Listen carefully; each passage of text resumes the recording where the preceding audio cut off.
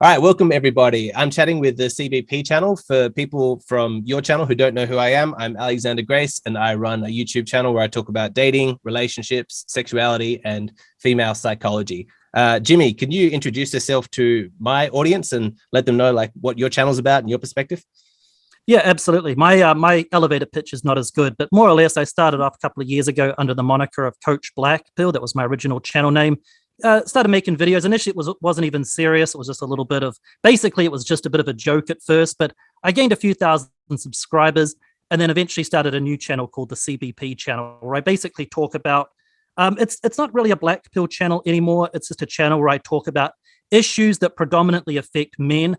I talk about things like looks, how the dating market is and how it affects our current situation, the way that things like Tinder and dating apps and all of these things are infecting an increasing number of men, and how we live in a dating market that has the haves and have-nots, I guess you could say. And also talk about other things. Sometimes I touch on politics. Sometimes I touch on other things. I talk about dealing with things like anger. So I talk about a range of different topics. And yeah, that's pretty much it, really. It's not the best elevator pitch, but that pretty much sums up my channel pretty nicely. I know you primarily from your criticisms of dating coaches. I think I came across you when somebody sent me a link to a video you did. I don't remember what it was, that had mentioned my name, and you were sort of saying like, oh, these people are bad, or their advice is sort of bad for these reasons. And I really liked the video. I thought it was funny and I thought it was very informative. And then I started watching more of your channels. So I think of you as kind of someone who sort of documents what's going on in the sort of male advice like dating space. But I appreciate you talk about other things as well. I'm just curious, like it's a pretty unique role to do, and it's actually a little bit dangerous sometimes because people can get really, really passionate about their ideas and about the creators that they follow, whereas you kind of just sort of recklessly or bravely, depending on your perspective, go after any idea that you think is bad or any kind of community. Why do you do that? What got you interested in that? Oh, absolutely. I started off because when I first started making videos, it was intended to be like pure advice. So I was just going to basically give my perspective on things. And it started off just very, very small. Like, I'm not sure if you're aware of those after prison channels where some roided up guy goes on camera and starts talking about, how he survived on the inside. And there was a couple of channels like that, and oftentimes they would sell themselves based on their prison rep. And I'd be like, hang on a second, are you just encouraging guys to go back to jail? I made a couple of videos, got a bunch of downvotes from their fanboys, and they got all triggered and everything. And that kind of like, I started to make these videos about different subjects, about different people that I thought were having a bad influence. And then I kind of was aware of the red pillars for a long time, and I know we use the term red pill very broadly, but I saw some of these channels, the Richard Coopers of the world, the Rollo Tomasis, and at first it was very minor, and then I started watching their videos, and I'm like, man, these guys are just sending their audience down a path of what I call anger addiction. Not to mention they're totally delusional and coping with a lot of their rhetoric. I'm 50 years old, men peak when they turn 50. And I'm looking at these young 25-year-old guys on Tinder that have all of these options, right? They're these good-looking guys on Tinder, the top 20%. Women basically swipe on them based on looks. Yet I see these middle-aged guys with their balding and everything, and I think to myself, hang on a second, these guys are trying to sell these dating courses that you're going to pick up all of these women, and it's like, you can't even pick up women yourself. So at first I started joking about it. And then I started to learn about the dramas that would go on. I'd find out that this dating coach is suing this dating coach for XYZ reason. And I started seeing these guys who were like, oh, bro, I don't care about women. I'm walking away from women, bro. Yet every single video on their channel was talking about women.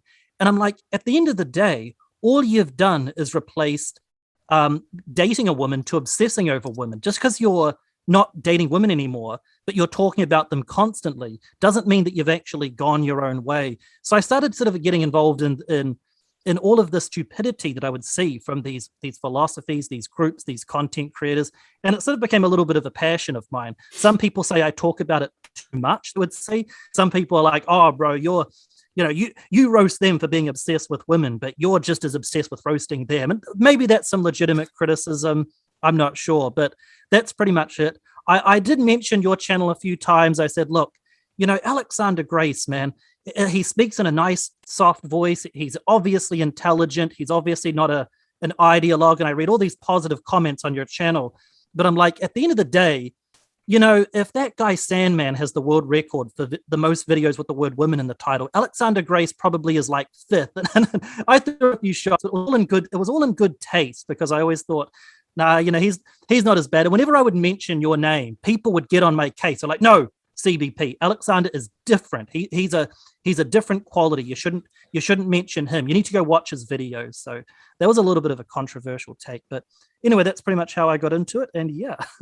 I want to just like tell my audience, because I mean, it's interesting. I'm somebody who I suppose exists in the space that you criticize, that you have this hobby of going after people who talk about women and dating advice and advice to men. That's kind of what my channel's about. And they might be wondering about this point in the conversation, Alexander, why have you got this guy on to chat about? Like you just talking about a couple of individuals you mentioned then, you're so like fierce. And I've seen it in your videos as well. You're like fearless, like the way that you go after them with their language. But I want to tell people, I think that I love listening to intelligent criticisms of basically anything. And I don't agree with everything that Jimmy probably says on his videos, but on the whole, I find that his reasoning process is usually pretty good and his rants are usually quite fun. And I think it's important to stay honest. So it's good to actually receive that kind of feedback. So at some point, I'd like to get into, I don't know if you've watched that many of my videos,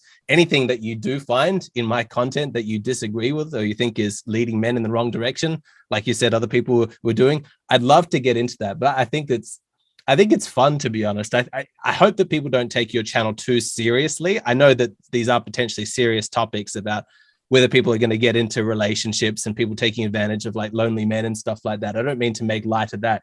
But when I watch your channel, I usually just smile my way through it. It seems quite entertaining to me. Is it you think of yourself as a bit of an entertainer as much as an informer?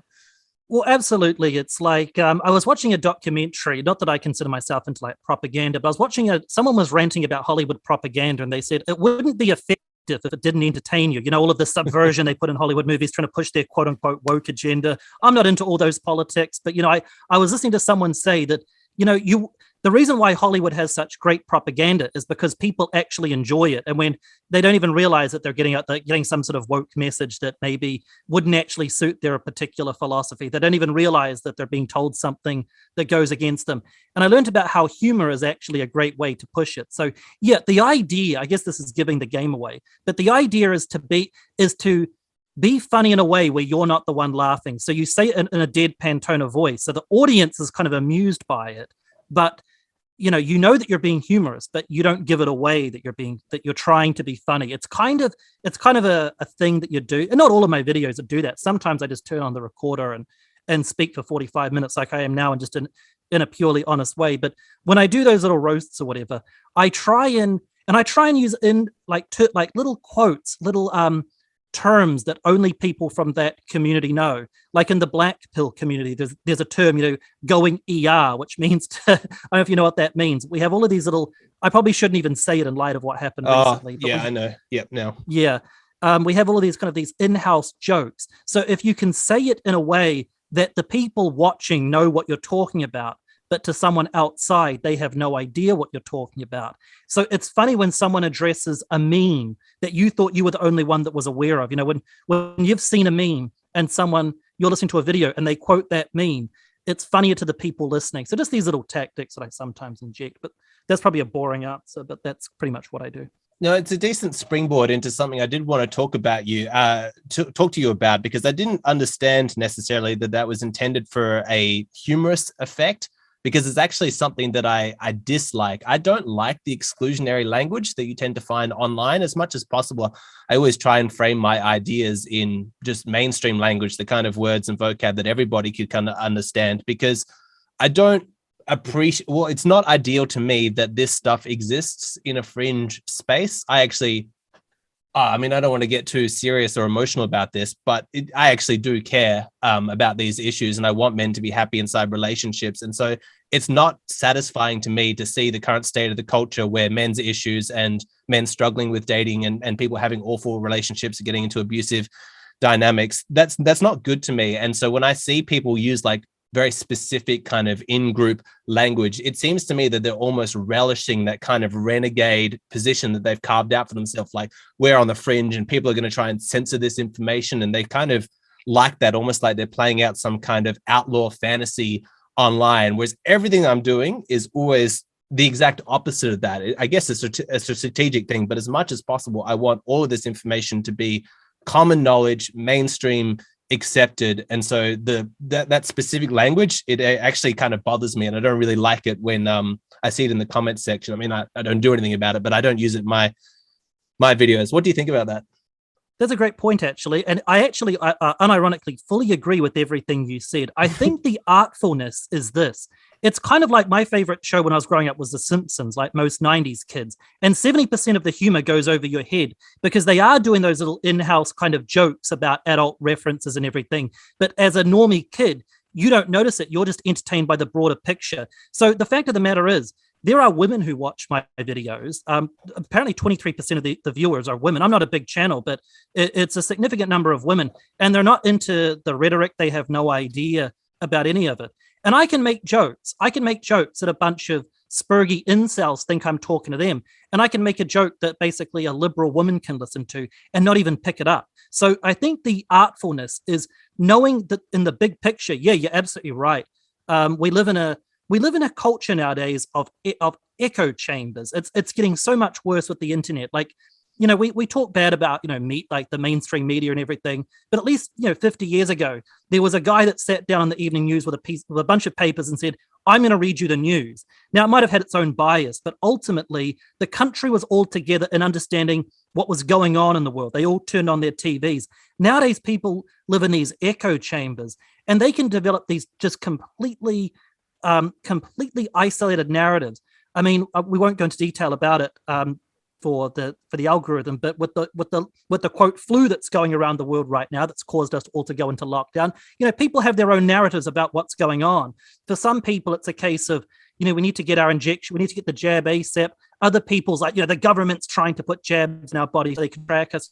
People get caught up in their narratives because it's no longer a case of just turning on the TV news to find out what's going on. Nowadays, people find their internet, their e-daddy, you know, they find their internet father figure that they worship and pay pig and everything. And they subscribe to this limited range of political channels. And they start to get a narrative about what's going on, not realizing that it runs completely cultural to a bunch of people right next to them. So conceptually, I agree with your very serious point. But I think at the end of the day, I'm not arrogant enough to think I'm influencing culture. I'm a spurg on the internet making videos from my laptop. So at the end of the day, I don't take it too seriously. So that's kind of why I inject the in-house jokes kind of thing. That can be a little bit controversial, but that's my answer to that. All right. Well, let me segue from that. Why do you think that dating advice has become cultural or political? Because that's, yeah, I mean, I have my own thoughts about that one, but it does seem weird to me that people always try and link what should be very personal and intimate in terms of like, well, here's how I am speaking with my girlfriend, or here's how I'm conducting myself on a date.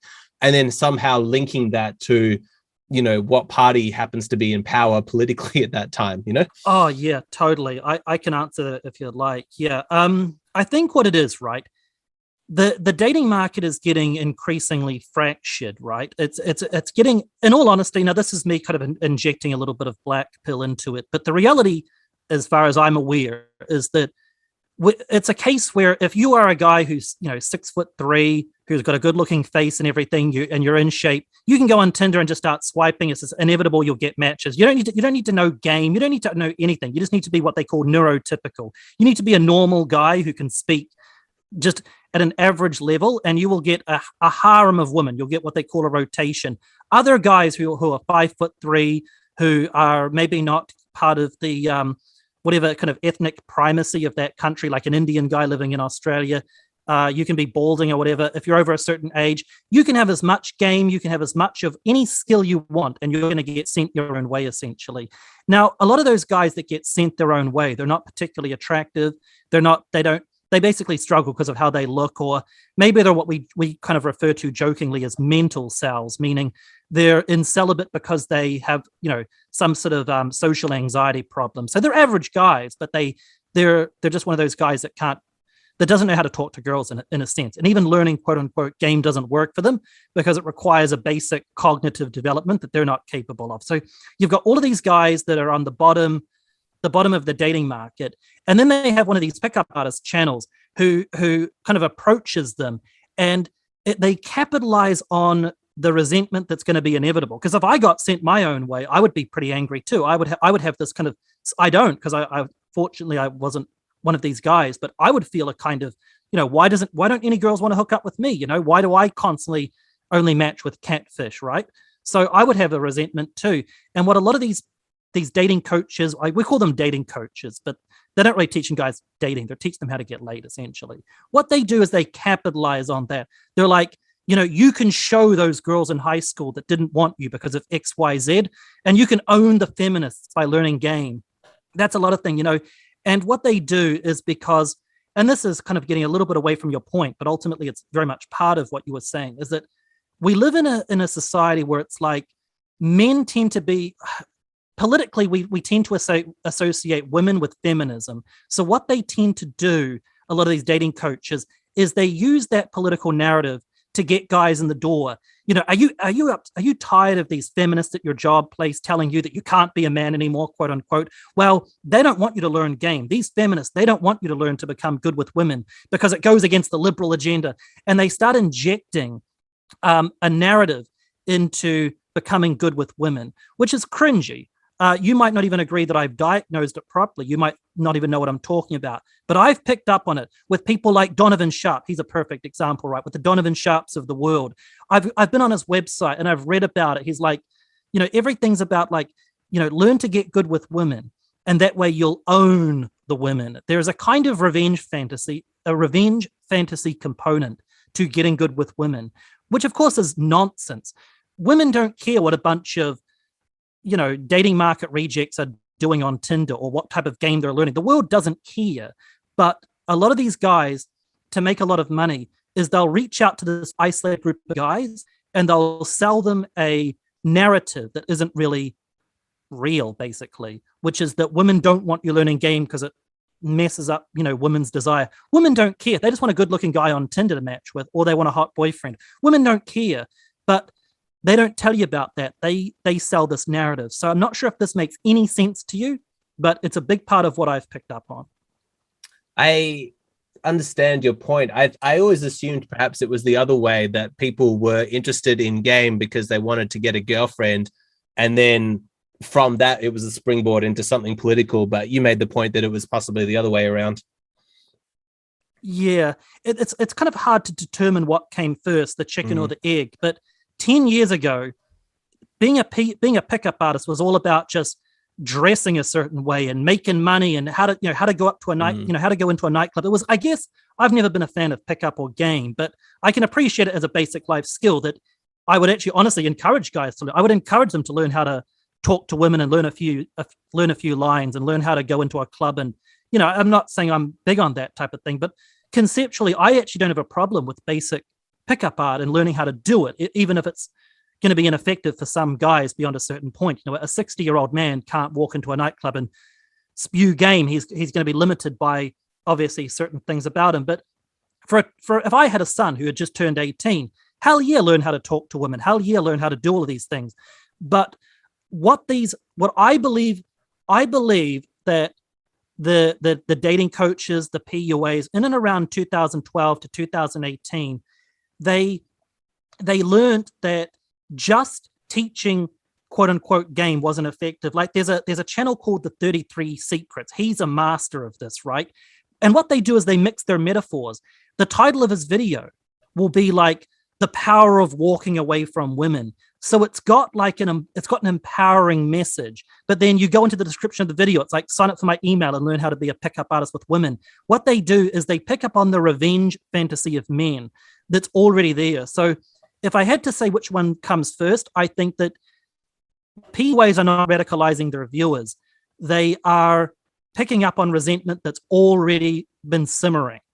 Guys, look, the reality is that most guys become, we can use whatever dumb terminology. I don't have any respect for these pill metaphors, red pill, black pill. They're all goofy.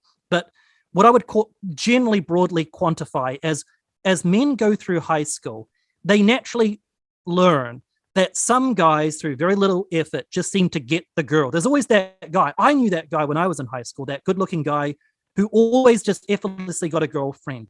He was taller than me, better looking than me, and he was more outgoing. And that's a vicious cycle. The more kind of what they call indolent success, without even trying, the more indolently successful a guy is with women, the more confidence he naturally develops, because confidence is usually a product of knowing that you can do something. And the other guys who are sort of on the outside a little bit, they kind of figure out naturally by the end of high school that they weren't that guy. They weren't that, captain of the football team kind of guy. And then going into life, that's where for some men, the resentment can sort of start burning. Then they go on Tinder, they go to university and don't have much luck. And then at 22, 23, they go on Tinder and they're still just not getting any matches. They try and learn game and that's effective. And by 24, 25, they've got this chip on their shoulder about women. So that's where the pickup artists come in. And increasingly, they've picked up on this negative resentment.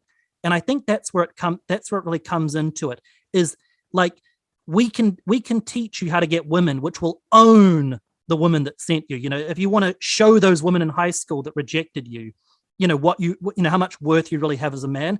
And that's when all of the fake rhetoric comes in about how, the whole not men's pride, but this thing with this male empowerment angle that all of these dating coaches will do, where it's all about celebrating masculinity. The media don't want you to be a man anymore. It's illegal to be a man in 2021. They inject all of that into it. So that's what I think it is. I think these guys, because they just want to make money, right? The Richard Coopers, the Rollo Tomasis, the Donovan Sharps, and all of the dating coaches and everything, they don't care about anything. If they thought they could make $1 a year more, they would dye what little hair they have left blue and become feminists if that's what they thought could make them money. They don't have an ideology, but they sense this resentment that these guys have and they play into it with this male empowerment crap that they spew. So that's the way I look at it. But yeah, I'll let you respond because I've been going on for a while. Yeah, I've got a few different things. It strikes me, I don't know if you ever saw that like the Naked News. It's probably like 15 years ago, but there was like what I can think of as one of the first attempts at like let's do a cross genre show. There's people who want to look at like porn and naked women and also want to learn the news will get topless women to read out the news headlines, and you see that on YouTube a lot these days. As if somebody wants to be successful, you kind of have to cross genres, like why do like a current affairs program if you can do a current affairs program that also has flashy graphics, that also has a political message, which also is read out by like a hot woman? So your description of the blend between like pickup artist techniques and also the culture war or a political message seems to me that potentially it was just people noticed in the first instance that if they appealed to two genres at the same time, it might attract more viewers. Do you think that's a pretty good description? Yeah, absolutely. Like I was watching the 33 Secrets, right? He'd been on YouTube for many years and he was doing these like basically the message was how to get hot women. It was all about, validating your existence as a man by how many hot women you can get and how to be this top 20%. And he was doing okay. He had about 40,000 subs. And then he released a whole bunch of videos with that drawing of the man walking the way and the hot woman is like crying and her mascara's trickling down her face. Those thumb, you probably used them yourself actually, that all of these guys use with the woman. This hot 8 out of 10 woman is just distraught that this 5'5" manlet is walking away from her, right? In the background you see a guy with a hood on. I'm done with you, right? And those videos got like 600,000 views, right? And you go to the comment section, it's full of guys like, oh, you're so right. Men are worth more than justifying themselves by, sleeping with these women. So what they did is they capitalized on that audience of men who cope by pretending that they're walking away from women. That's the way that they delude themselves and kind of, recover from the rejection that they really have. And these channels at the 33 Secrets, they'll see their views skyrocketing, but they still make their money from courses. There's only so much money you can make from ad revenue. So what they do is it's basically just a numbers game. If they get enough people coming into their channel with that walking away from women mentality, if they can get hundreds of thousands of views per video, it ultimately is just a raw numbers game that they can still sell their dating coach courses on how to pick up these women. And there's this weird schizophrenia within the entire manosphere of claiming that you're walking away from women, but constantly watching videos about women. I've made this point previously, right? That channel Sandman, right? When I say he has the Guinness World Record for the most videos with the word women in the title, that's not a joke. That's not a metaphor. I mean that literally. If Guinness were to find the channel with the most videos that have the word women in the title, his channel would probably be it. I can't think it. He's been making videos for almost 10 years, 3 to 4 videos a week with the word women in the title. That's got to be a world record. And he is a MGTOW. It's like you think of the irony there. You think of the contradiction. The people claiming they're walking away from women are the guys who spend the most time talking about women. And when I point this out, they get mad. They're like, oh, but bro, we're just teaching men their value of not being with women. That's why we have to talk about women constantly. It's like, no, you are what I call a reverse simp. The guy on OnlyFans spends less time and money and hours out of his life thinking about women.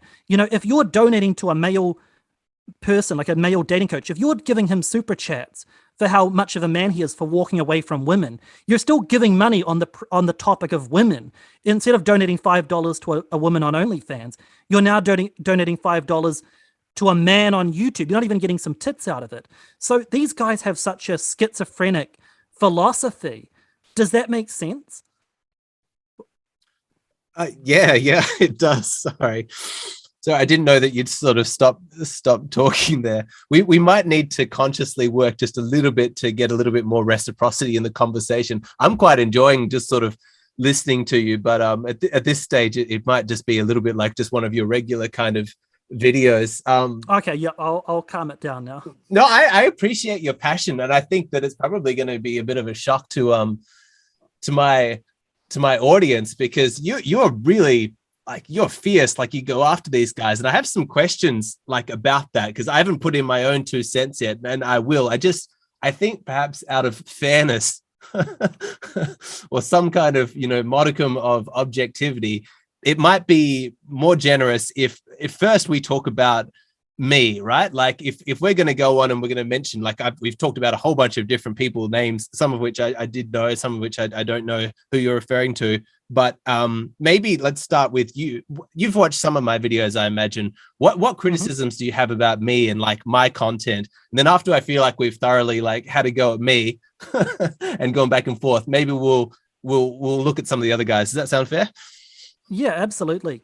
Well, look, I always try and be super fair. Right? I always try and be super fair. I think to myself, I can look at your channel and see all of these thumbnails, all these videos, like multiple videos a week talking about women for several years at a time, despite the fact that I sometimes see that MGTOW, I don't want to use that metaphor, sorry, but that no, as a man, you shouldn't justify yourself by how many women you sleep with or how whatever, right? You should have this sense of purpose from just being yourself. You shouldn't use the existence of women or your ability to get women as a metric of your worth as a man. Sometimes I sense that narrative in your channel, but there's still lots of videos every week about women. So I see like you are like a more intelligent version of maybe that same message. That was one point that I had that was a criticism. But here's the deal. I don't watch your videos. People make judgments about me all the time, and they haven't even watched my videos. They're just basing it off of, he's just some spurgy incel who doesn't show his face, despite the fact that I've got lots of videos showing my face and I'm not an incel. You know what I mean? Like, it's like all of these different, people can easily just kind of get a vibe from you. And I got a vibe from you, but then I clicked on your videos, and I was watching, because I wanted to mentally prepare myself for this sort of interaction. So I went on your channel and I watched one of your videos. I didn't not the entire thing, but I was watching and then scrolling down through the comments, and there were guys like, Alexander, I'm so grateful for you, man. If I had gotten caught up in one of these other echo chambers, I would have been some resentful guy. But thanks to you, I'm happy in my life. I'm successful, and all these compliments, right? And these guys weren't coping; they were being genuine. They were being. I could tell that. Well, look, just because it's not something that I can understand by just looking at the title of your videos. There might be something that's a lot deeper there, and you put out a lot of content. So I had to recognize that maybe my first impression was wrong. And look, here's the deal, right? YouTube is not my job. It's a hobby I do on the side, right? Like I'm taking time out right now from what I should be doing to do this, right? I have my own job, but for a lot of guys, it's their full-time job, right? And you can, there's only so many videos you can make about, what beard oil to have. Ultimately, you've got to bring in the things that gets the views, right? Because if you were to do a video like, my daily routine, it would get like 5,300 views. No one would watch it. And you're going to have to go work at Starbucks or something. We don't want that, do we? So in order to keep the views up, in order to keep everything up, you've got to just follow the audience. And if you put an attractive woman in the thumbnail and some guy wearing a hoodie walking away with the text buy, it makes you a lot of money. So you're just like, oh, okay. So eventually it becomes like almost like working in a call center. It's not that you want to, answer this person's query about, their credit card or whatever. It's your job. It's like a call center employee. It's their job to show up every day and talk about X, Y, Z. And for a lot of these guys, it's their job to talk about, the power of walking away from women, bro. The power of, being a man, bro. Like all of this crap, right? This is how they make their living. So they just follow the audience. And it's a trap. It's an easy, I can understand it, okay? What's that line? I can understand it, if not condone it. So that's kind of my theory. So I'm very hesitant to say anything bad about you because I criticized someone else a while ago and I got roasted. Like, oh, bro, you didn't even watch his videos, bro. I think it was that guy, Think Before You Sleep, who's just a spurg. But I then watched his video and it lived up to my expectation of it. But I was wrong to criticize him without having watched all of his videos. So I'm very hesitant to throw shade if I'm not. The people in your comments who are complimenting you, obviously there's something there. They're not making it up. So yeah, that's my answer, man. And look, you get a lot of people come to your channel. They're coming for something. They wouldn't be coming back if they're not benefiting it in some way. But a lot of these guys, they get caught up in a cycle of anger addiction. Because anger can be an addiction. It sounds unintuitive, but it can be. You can, why do these guys that don't like SJWs watch SJW cringe compilations? It's because they're addicted to their own anger. And that's what a lot of these guys are doing. And at first I was like, maybe Alexander Grace is doing this, but there's a lot of nuance in your videos, a lot of intelligence, a lot of triple digit IQ things that I've heard you say. So I don't want to really accuse you of anything like that till I've seen it all. So that would be my answer to that. No worries. Well, I'm sorry to laugh. I think I appreciate everything you're saying. It's just a little bit kind of like watching a trial play out in front of my eyes where the defense and the prosecutor is played by the same person. Like that was a very interesting conversation. Like I agree with everything you said. I do fear, Jimmy, that potentially when you watch this back, you might be like, oh God, I've got to bring Alex into the conversation a little bit more. I hope you don't mind me saying that. Oh no, I'll tell you what, I'll shut up. Even my voice is getting sore just from talking. So sorry, I'll shut up for a bit and let you inject some of I'll let you respond. So it's not just me ranting into my microphone for 90% of this call and you just like cringing, like what is this guy even talking about? I can't wait to scroll through the comments if you even decide to upload this and see what they're saying. It'll probably be like, Alex, dude, why would you platform this guy? This guy's nuts, man. What that'll probably be the response. But if it gets uploaded, I'm looking forward to seeing what people have to say. Well, I'll say this to my audience. If you're enjoying this guy and like you're liking listening to him, then you want to check out his channel because this is kind of what it is. And you can see like he's quite like good. He goes on these rants and he gets momentum and he gets passionate and this is linked to that. And he links to that. It's quite unscripted and he goes on that passion. It's just sort of interesting. I didn't necessarily think that's what we were going to have on this call. I thought it might be a little bit more of a back and forth, but I'll just maybe just sort of jump in there.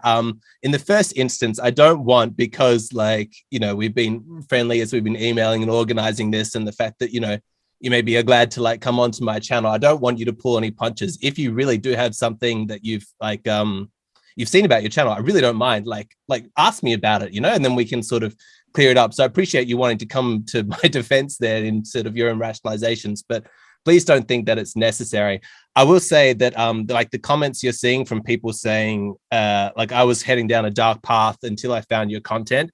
That's probably the ones that I'm most proud of. Is I make a lot of content specifically aimed at recovering like extremists. Like, hey, here's the stuff that you found out that was legitimate and real, but here's the way that it was twisted and sent you in like a hating kind of perspective. Like I've actually got a video on my channel called How to Not Hate Women, trying to de-radicalize them. So it's like, okay, here are the parts that were legitimate, but here's where I think the information needed to actually be. This is more realistic. This isn't empowering. This will give you hope. Here's actually actionable. So I'm really proud of that. So, and I also say with regards to my titles is, you know, I'm a YouTuber, so I always make my titles as emotionally provocative as possible in order to get people to click on it. But then the content is like 100% from my perspective, authentic. So I'm happy to do whatever I need to do in the thumbnail in order to get people to click on it. So no long as I don't actually compromise my integrity in the real message.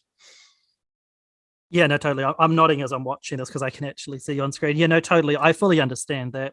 One of the points I was going to bring up as well is one of the problems with these guys is they're not actually, they think that they're angry at women, right? But in reality, it goes deeper than that. I think what it is they're angry. They're the part of them that's causing them pain is their impulse towards women. Because if they woke up tomorrow and they were no longer attracted to women, all of the resentments that they would feel would go away. It stems from, I think, deep down, their own impulse. Many of these guys that you're talking about, these radical guys, I think a lot of them are at war with their own sexuality. Does that make sense? It's like, in a sense, the women are a manifestation of their impulses, of their sexuality. You don't see gay men on the internet ranting about how women on Tinder are all shallow. You don't see men that are asexual on YouTube ranting about women on Tinder being superficial or women this, women that. It's usually straight guys that deep down want to be with women, but they have these resentments that usually come up as a result of not being successful with them. And that can lead them down some very dark, not to say dark paths, it's a little bit melodramatic, but it can lead them down a path of trying to unload this resentment that they come, and they direct it towards women or feminists or quite often feminists is the proxy. Like they constantly rant about feminist this, feminist that, but it all stems from their attraction towards women, right? It all stems, again, you don't typically see gay men or old men ranting against, women and feminists and everything. Deep down, it's a manifestation of their attraction towards women. I don't know if that makes sense. I'm not sure if I've explained it correctly, but that's the sense that I sometimes get from a lot of these guys. They're not angry.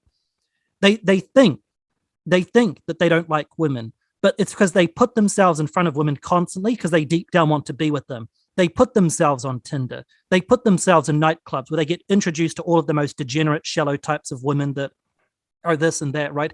They put themselves in front of these women, and that's where their resentments come. But it's only because they expose themselves. There's plenty of other corners of society where people act a lot worse, but they never put themselves in those situations. Does that make sense or not? Oh, yeah. I mean, I guess I just view it a little bit holistically. I think it's not either or. I think it's both. Does it make sense? Yeah, no, that does make sense. Yeah. Yeah, it's all part of it, I think. Do you mind if I just change topics? Yeah, go for it. Yeah. Okay, so I wanted to return. I don't think that we've I was kind of expecting mentally, I suppose, and one of the reasons I did want to bring you on is because you're such like a fierce critic of people in this space. I thought you'd really have a go at me, and I'd be like, all right, let's get into it. Let's have someone sort of analyze it. But I don't think perhaps you've actually seen enough of my stuff to really be able to get into that. But you have leveled some pretty heavy accusations at some other individuals. Like you sort of said that they would do anything if it made them like $1 more. You know, essentially calling them like grifters. I'm just like, it's such a bold thing to say about an individual who I imagine you've probably never spoken to in person. And I have no idea if the truth of what you're saying is not, and I don't watch their content, but like, how do you feel so confident to level that kind of label at somebody? Like, are you being fair? How do we know that they're not like sincere? Do you know what I mean? Yeah, that's a fair criticism. And look, if I'm like, taking on board some criticism, there have been times when I've said things about people that have been unsubstantiated on my channel, still up.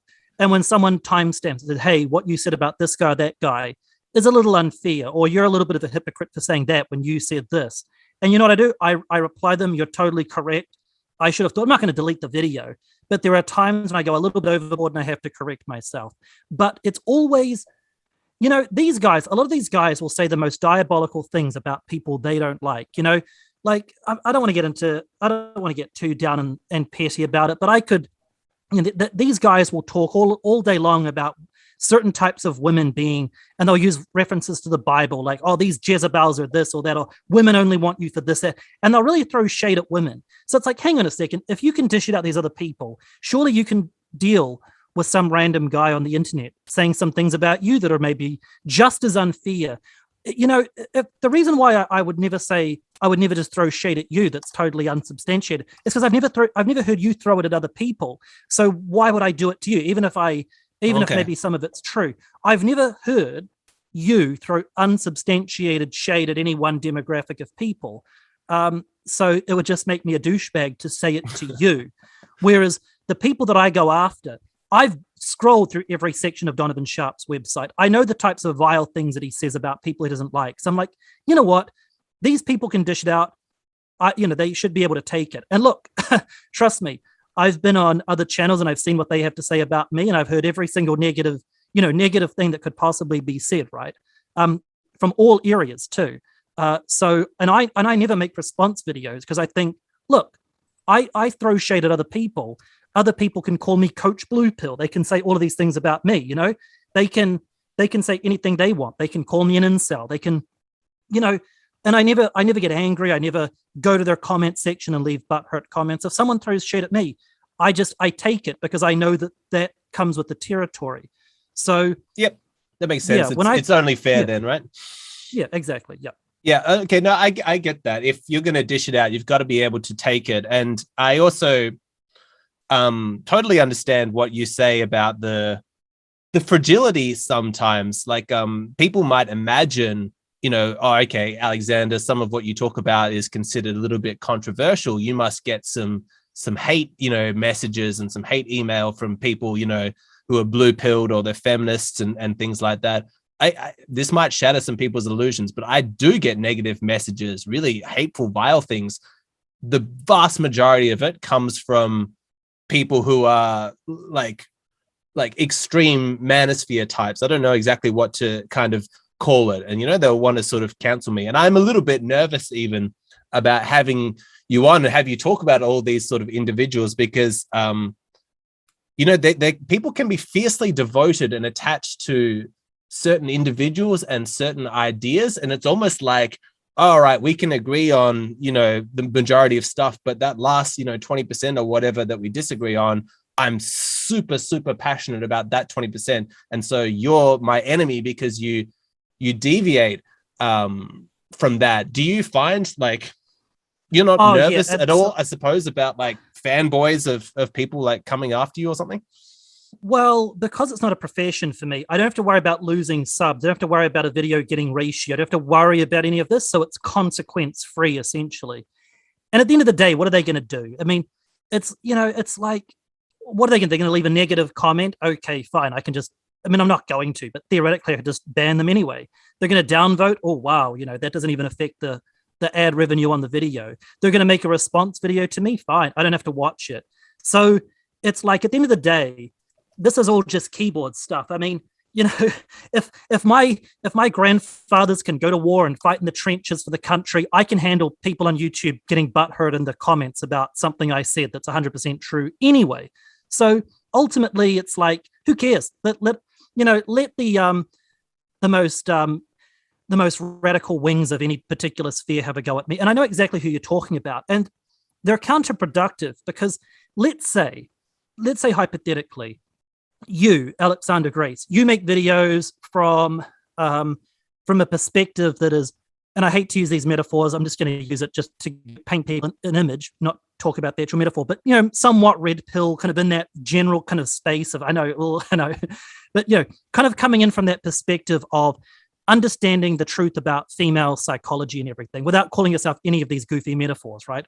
But some people who are more kind of, they have a more, I hate to use terms like this because they're so dumb. It sounds like something an SJW would say, but maybe has a more radical view of the same subject that you talk about. They're more dogmatic is the word I'm listening to, that I'm reaching for.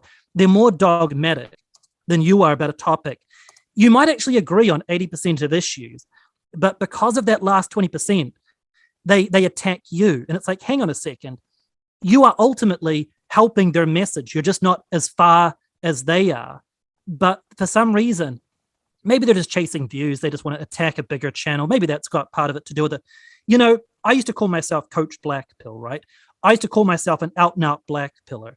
Now I'm like, look, I agree with it's not even that I agree with 80% of it. It's just that I'm not dogmatic about it. You know, you can improve your chances with women, not entirely through looks. You know, there are other aspects that you can do to improve. It's not purely, okay, well, you're this number out of 10.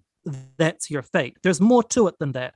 And even other things that are totally tangential. Like, I got called a blue pillar by a bunch of incels because I said, technically speaking, you can black pill a woman because in theory, the black pill is based on their attraction. It's based on what they are attracted to. So convincing them of what they are attracted to, simply explaining to them the science behind what they like, shouldn't be that radical. But they're like, no, you can never black pill a woman. They will always be blue pilled. It's like, hang on a second. If the black pill is based on their own instinct, simply making them aware of their own instinct shouldn't be that much of a stretch. But it's like they view it as like simping or something.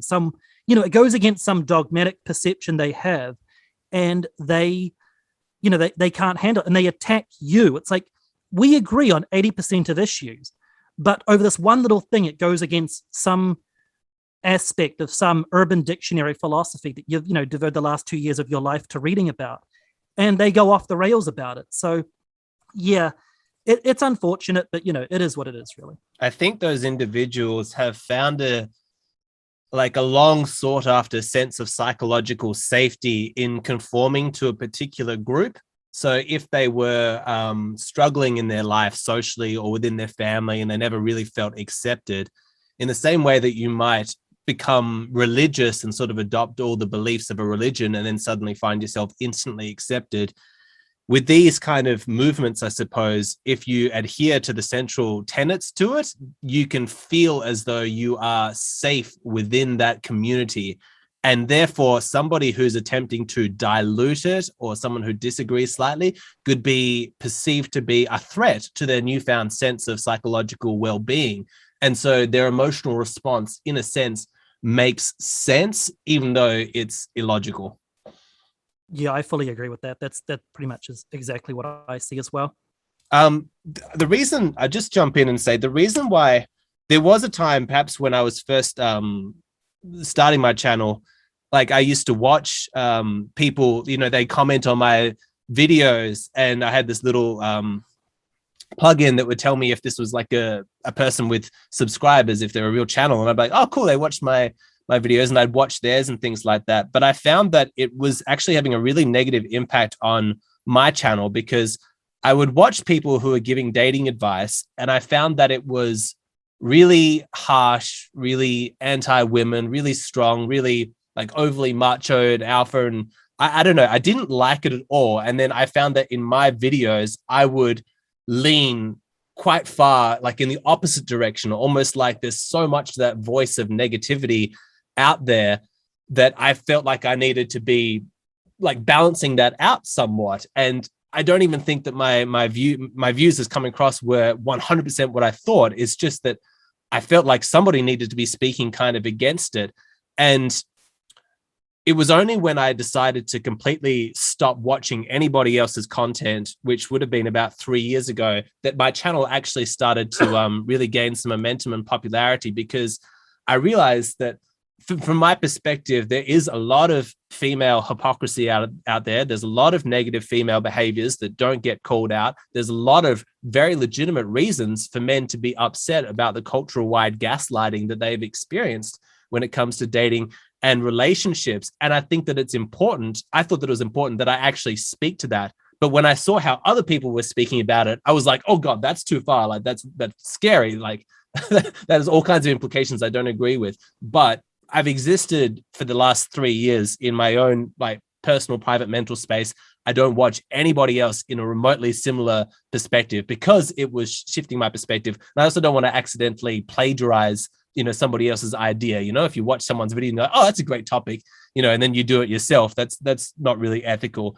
And I think that it may well be why this conversation doesn't flow perfectly easy, because I just don't know the truth about the individuals that you're talking about, because I don't watch them. So everything that you say might totally be true. Because of my unique position, I'm not able to say. Possibly some of my audience members who watch me and maybe watch some of those other individuals can let me know if what you're saying is accurate from their perspective, and I'll check it out in the comment section. Yeah, no, totally. And you're absolutely right for doing that, because it can absolutely bias you. Let's say, for example, you're a medium-sized channel and you find out that a channel of 2 million followers is following you. That might influence you very slightly to start adopting some of their positions. If you watch their videos, think, oh, well, there's obviously some audience crossover here. There's a little tab in the studio section where you can see the 5 other channels that your followers are most likely to watch, or not most likely, but they are watching. You can actually see the 5 channels that you share the most subs with. And if you find out that they're from like a different perspective, a different ideology, if this is your job and you're trying to build an audience, you could, what they call chasing the dragon, chasing after that audience in a sense. You'd make videos tailored to the preconceived biases of those viewers. And that's a very sad thing, because then you're just perpetuating an echo chamber for your own, for your own self-aggrandizement. It's far better if you can almost like use I try and make videos almost like it's a Dropbox. Like I record something, I listen to it myself and think, yep, good enough. And I post it, and I only check the comments for the first 20 minutes after I post it to make sure there's not some editing fail, some audio fail, like, hey, it skipped at the end, or because I don't want to embarrass myself, by doing something dumb. But once that's out of the way, I'll check back in a few days' time and read what people had to say, but I don't read every comment, because if the first, 30 comments are negative, then it's going to influence you. So I try and be as autonomous as possible. It's not always easy, but I try not to get involved in echo chambers. I just try and be fully unique and everything. And yeah, I fully agree with why you do that. I think that it's honestly the best thing to do if you want to be saying, and like you said, it's, I've actually noticed that your channel's gotten a lot more views in the last couple of years. You were always doing well. I never saw you as a small creator, but yeah, not even a few years ago, like 2 years ago, you were averaging like 20,000 views per video, but now I've seen so many videos over 100K views. So yeah, obviously, whatever. I don't know how much you make off this. I'm not asking you to reveal it, but I would imagine that revenue has certainly gone up since around about the time of that demonetization scare that I did watch, by the way, back in, I think it was 2019. You went through a demonetization scare, but even then, you only had about 50K subs, I think. Then you weren't huge. You were established, and I think that you were more closer to the echo chamber back then. Maybe you had recently moved away from it. So by truly being an ideological pillar, basically not being influenced by other people, it's obviously helped you. So you don't need my advice, but I would say stick with it. I so didn't expect this conversation to have anything positive that you'd say about me. I definitely thought you were going to be like this kind of big critic. So it's kind of a nice surprise. I think you'd have what I'd call imitation insecurity. I think that, if you were to pander in any way or to borrow somebody else's point of view, you wouldn't feel safe. Like you'd feel like a fraud at all times, and at any moment you're going to get found out, and that would not be a pleasant way to experience, existence. It's only really by going with your own thoughts that you can actually feel safe in what you do, as though people are actually coming to see you, specifically. And it's one of the reasons why I'll check in on your channel, is because even, on your rants, you'll say a whole bunch of things and I might not agree with all of them, but I think what first stood out to me when I watched your video was like, oh, wow, this is content unlike anything I've heard anybody else talk about. Like you just sort of went there and it was unique. And so to me, I don't even really care that much whether or not somebody agrees, whether or not I agree with the person, speaking. I find that would be such a pointless way to live your life if you only sought out content that you 100% agreed with. You'd never grow, you'd never learn. The things that matter to me is the person I'm listening to intelligent? Like, are they making coherent points that make sense? And is it unique? Is it something new that I've never heard before? And so I hope, and I actually really like it on my channel, if somebody says to me, I don't agree with a lot of what you say, Alexander, but I love listening to you. It's always thought-provoking, or it's interesting. I'm like, God, what an awesome audience member to attract. It's somebody who just appreciates listening to me talk. And I always like when people say, yeah, I've been married for 20 years. I'm quite happy, but I still find your content fascinating to listen to. I think that's really cool, because they're not there just because they need the information. They're just like, oh yeah, I want to hang out with someone who's generally pleasant and interesting to listen to. Yeah, totally. I'm the same. When I get those types of comments that they're not part of my demographic. I'll get comments. I'll get like a woman comment, be like, I know they're actually not, but they think they're like, I know I'm the only woman watching this, but I really enjoy your takes or this series or that series you do. And it's always good. The other day I made a video about why I personally don't feel, I feel like this kind of not a dark subject, kind of a deep subject, but I kind of feel like I would not be in a position to have a family right now. I just wouldn't be in a position to do it. And I kind of inserted the narrative that some people have kids at a time when they really shouldn't, right? When they're not really able to provide for their kids, but they just do it anyway out of instinct. And I said, I don't want to be that guy. And I got a guy in my comment section who was like, well, I'm a father, I've got several kids and everything. And he was obviously a regular guy. And I like that. I like having, for lack of a better word, the normie perspective. It's always good to hear what someone totally outside of an echo chamber that you think is listening, to get that again, for lack of a better term, normie perspective. It's always valuable, because sometimes you can kind of get lost in those. But yeah, and I'm the same. There's channels that I don't agree with politically, but they'll do a 2-hour stream and they can be talking about a subject I'm not on board with with their entire philosophy, but the way they passionately argue for their cause, I find very interesting. And they use metaphors. I'm like, oh, I'm going to use that metaphor. That's a great metaphor. There's quite a few different people. I can listen to people with quite opposing.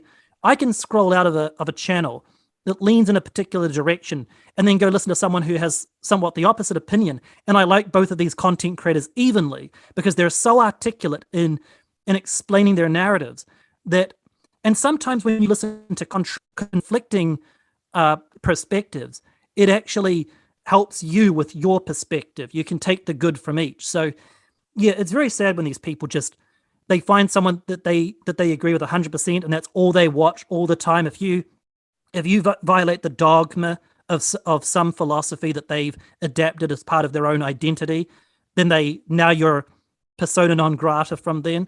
That is very sad, and those people will, well, until they change, they won't grow. But there's nothing we can do about it. Yeah, it's another form of tribalism, and it's something that, I mean, this really bothers me, is that it's so difficult, it feels like, to not get caught up in the culture war, and the labels are so pervasive. Part of me does, is a little bit resentful of, ever since I did reach out and had a really fascinating conversation with that guy Wheat Waffles, the comment section is now just filled with, oh, Alexander's now black pilled or whatever. And I used to get all these comments that were so desperate to put me and to simplify everything, my 400, 500 videos or whatever I've got, into a group, into a label, as though there was some benefit to doing that, as if I'm fighting for this team now. It's so insulting and infuriating and ultimately pointless. And if I try and resist it, I feel like there's almost a sense of entitlement amongst some of these groups, as though you can't talk about these topics unless you belong to this ideology. Like, you can't discuss the fact that women are interested in good-looking guys and then claim you're not black-pilled. You can't discuss the concept of hypergamy if you're not red-pilled. That really infuriates me, as someone who first was reading biocentric psychology and then moved on to evolutionary psychology. So much of what these guys claim to have ownership of has been discussed in academic circles for a long time. They don't own this language. They don't own this as a topic. And I don't know. I don't know why I started ranting this way. I thought No, perhaps you might be able to give me some sympathy, because it's just something that really frustrates me, is that people are constantly trying to insert those labels onto me and my topic. And I just want to say, for the record, for everybody, I find all of those labels completely moronic and pointless, and I have no interest in them. Absolutely. I couldn't agree with more. That's what, in fact, I'll tell you one thing. You can come to my comment section and say anything and I will not ban you. You can call me every name. You can figure out my address and post in the comment section. You're not going to get banned, except for one thing: telling me to stay in my lane, bro. Oh, you're not this, you can't talk about that. It's the one thing that I have a rule against. Like, I was going to do a video about the black, a group on the internet called the Black Manosphere. It's basically a wing of the Manosphere that is African American or sympathetic to that cause, right? The Kevin Samuels crowd versus a group that you may not have heard of. They now call themselves the Divestors or the Pink Pillars. It's basically women who fight back against the Black Manosphere. It's basically black men versus black women. Very controversial subject. But I know all of these content creators very well, and I have some very deep insight. But I know, based on my Kevin Samuels video, that I'm going to get people in the comments section basically saying, because I can get sunburnt, that I'm not allowed to talk about this topic. And it's like, they'll leave comments like, oh, bro, stay in your lane, bro. Oh, this dude's white. He doesn't know what he's talking about. It's like, you know what I mean? Just because, you're sitting in a diner in Louisiana doesn't mean I can't talk about American politics. These people who want to, and it's not because they don't think that you have a right to talk about it. It's because they're trying to gaslight you into not having an opinion, right? Like, for example, if I was to make a video criticizing a particular, I'm trying to watch what I say here because it's uploaded to your channel. I don't want to get you in trouble with the algorithm. But if I was to make a video against a certain demographic of women, right? Not just women, but a certain subsection, and I was to criticize them in some very harsh ways, you get guys who don't like that demographic flooding your comment section like, oh, even this guy from Australia or New Zealand, even he gets it. Like, isn't it amazing that even a guy from Australia somewhere understands our plight? But if you criticize them, they'll say, oh, this guy's from Australia. He has no right to talk about this. They don't actually have an ideological issue with you discussing it. It's done because they're trying to gaslight you into not speaking out against their philosophy or their identity. So I see right through them, but that is my one pet peeve. You can literally criticize me on anything. Make fun of the fact that I have a high-pitched, voice. Make fun of the fact of something I've said that's wrong. Call me a hypocrite, downvote, doesn't matter.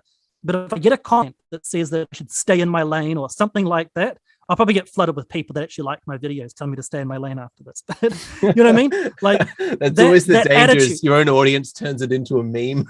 I know exactly. I'm gonna have to not adhere to this rule for a month until I know that it's not just people trolling. But yeah, no, I totally can't stand that, man, when people try and gaslight you into not saying something, because deep down they just know that you're going to go against them, but they don't have the balls to just like tell you that you're wrong. They want to try and distract you or demoralize you into not saying it. Yeah, to hell with those people.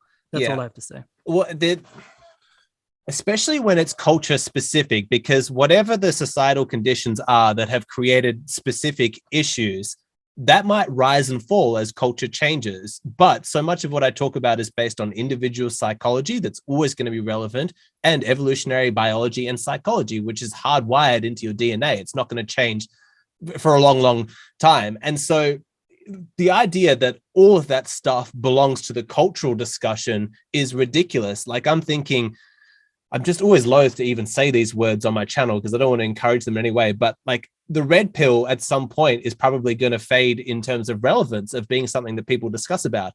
Guess what? Men and women are still going to have difficulty understanding each other because psychologically they're just wired differently. And that's always going to be the case. And so, well, what, after this particular movement rises and falls, are we no longer going to discuss that? No, that makes no sense. So I think it's really important to actually put a stake in the ground and a flag and say, no, this place exists independent of whatever cultural fad is rising and falling at the moment. And I'm sorry if you want to respond to that. I just need to quickly say, because I realized this after I said the last point, I do have some responsibility, and I don't have just as much right to be frustrated about this, because when my channel first began, I called it Red Pill Interviews, and I was very ignorant about what that label referred to, and it was an education for me. I came from the subreddit And I just thought that, okay, all right, let's find out what women find about this. And so I changed it really, really quickly. I think within a sort of 9 months or so, or more accurately, I was kind of kicked out of it because I was like, look, this label was silly. That's a whole kind of long story.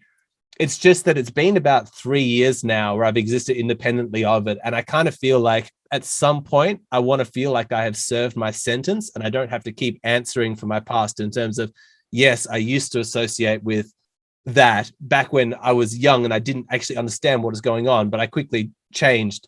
And I'm just still frustrated, I guess, that those ghosts continue to haunt me. But I would be a hypocrite if I played myself the victim. In one sense, I did contribute to the problem, but it's a mistake. And I'd like to feel like I've owned up to it and taken responsibility for it and done everything that I can to move on. Yeah, totally. And look, here's the thing, right? Sometimes when you're, and like I said, you're doing this as like a job or whatever, you can get very kind of caught up in it. But think of an outsider, someone like me. I didn't even know until someone mentioned it that you were even called that once upon a time. You was only a tiny number of people who watch you probably even know about it, let alone care what you said back then. So ultimately, you have to always think of the normie who just found your channel yesterday and speak to their issues rather than apologizing for a mistake, which is hardly a big mistake. I mean, a lot of those guys, I think like LFA, he started off with calling himself MGTOW, then realized he was in a room full of spurgs and was like, just talks about the issues affecting men rather than actually, using those labels. And lots of these guys, I called myself Coach Blackpill. That was a little bit too on the nose for what I was really trying to communicate, which was basically perspectives. I deleted the channel. I didn't change them. I deleted thousands of subs and started a brand new channel from scratch because I was like, I'm not just going to rename the channel. I'm going to delete the channel and start afresh. I'm going to truly start over. I'm not going to, but I'm actually going to start a new channel in the coming months. I'm going to talk about, it's going to be much more better edited videos, long story, but I'm not even going to invite my current viewers to go watch those videos. I'm going to put them up independently by themselves and see if I can play the algorithm to get started, then maybe mention it at a later date. Because I truly believe that you've got to start afresh. You can't get attached to these old labels. You're right. You shouldn't apologize for calling yourself a term that you kind of naively called yourself. And here's a reality, right?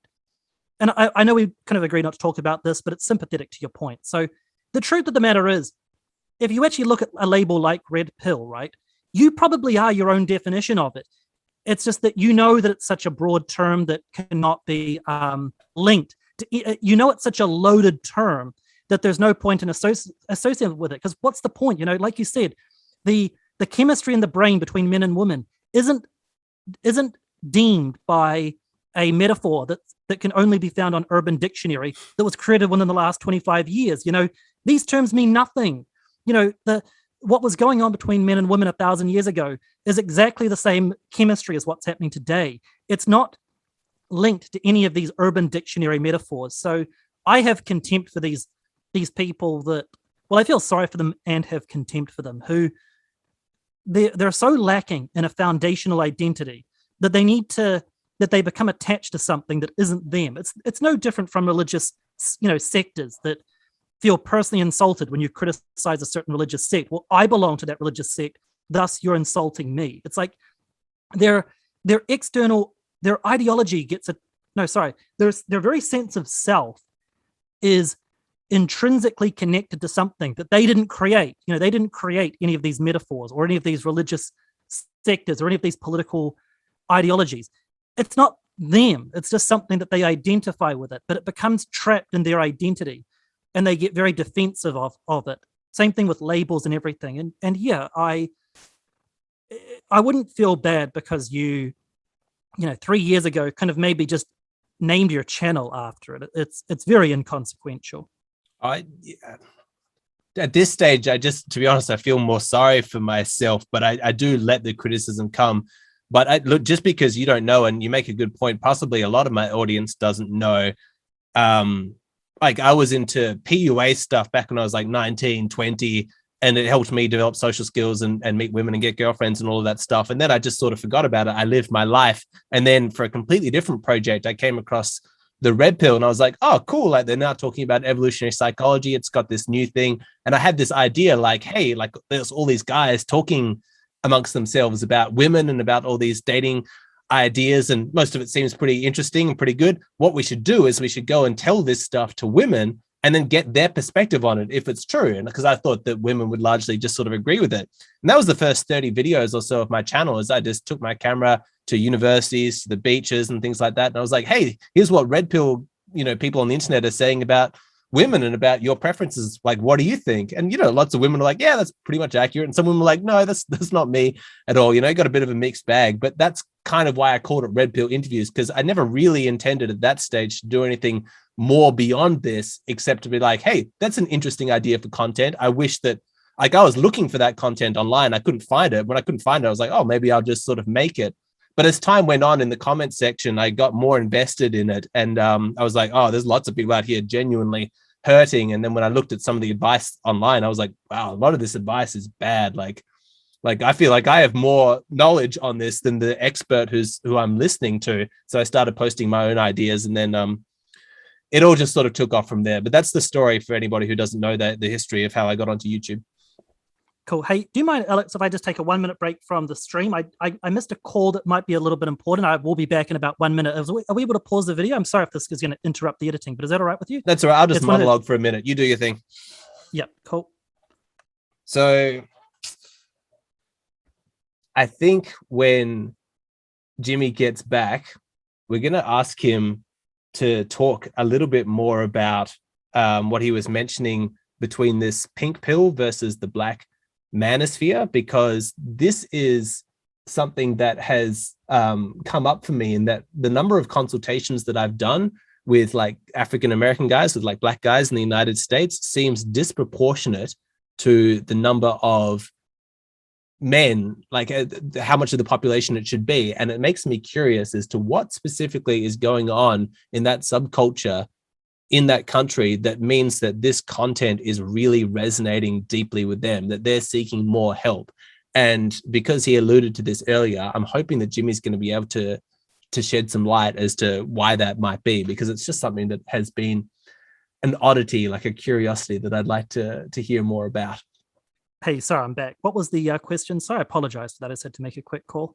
No worries. I was just wondering, can you talk a little bit more about the black manosphere and what's going on there? It just seems like this dating advice stuff, it seems to be resonating much more deeply within that culture than the demographics should suggest. Like, why does it seem to be so popular amongst like black men that this is taking off? Do you have any insight into that?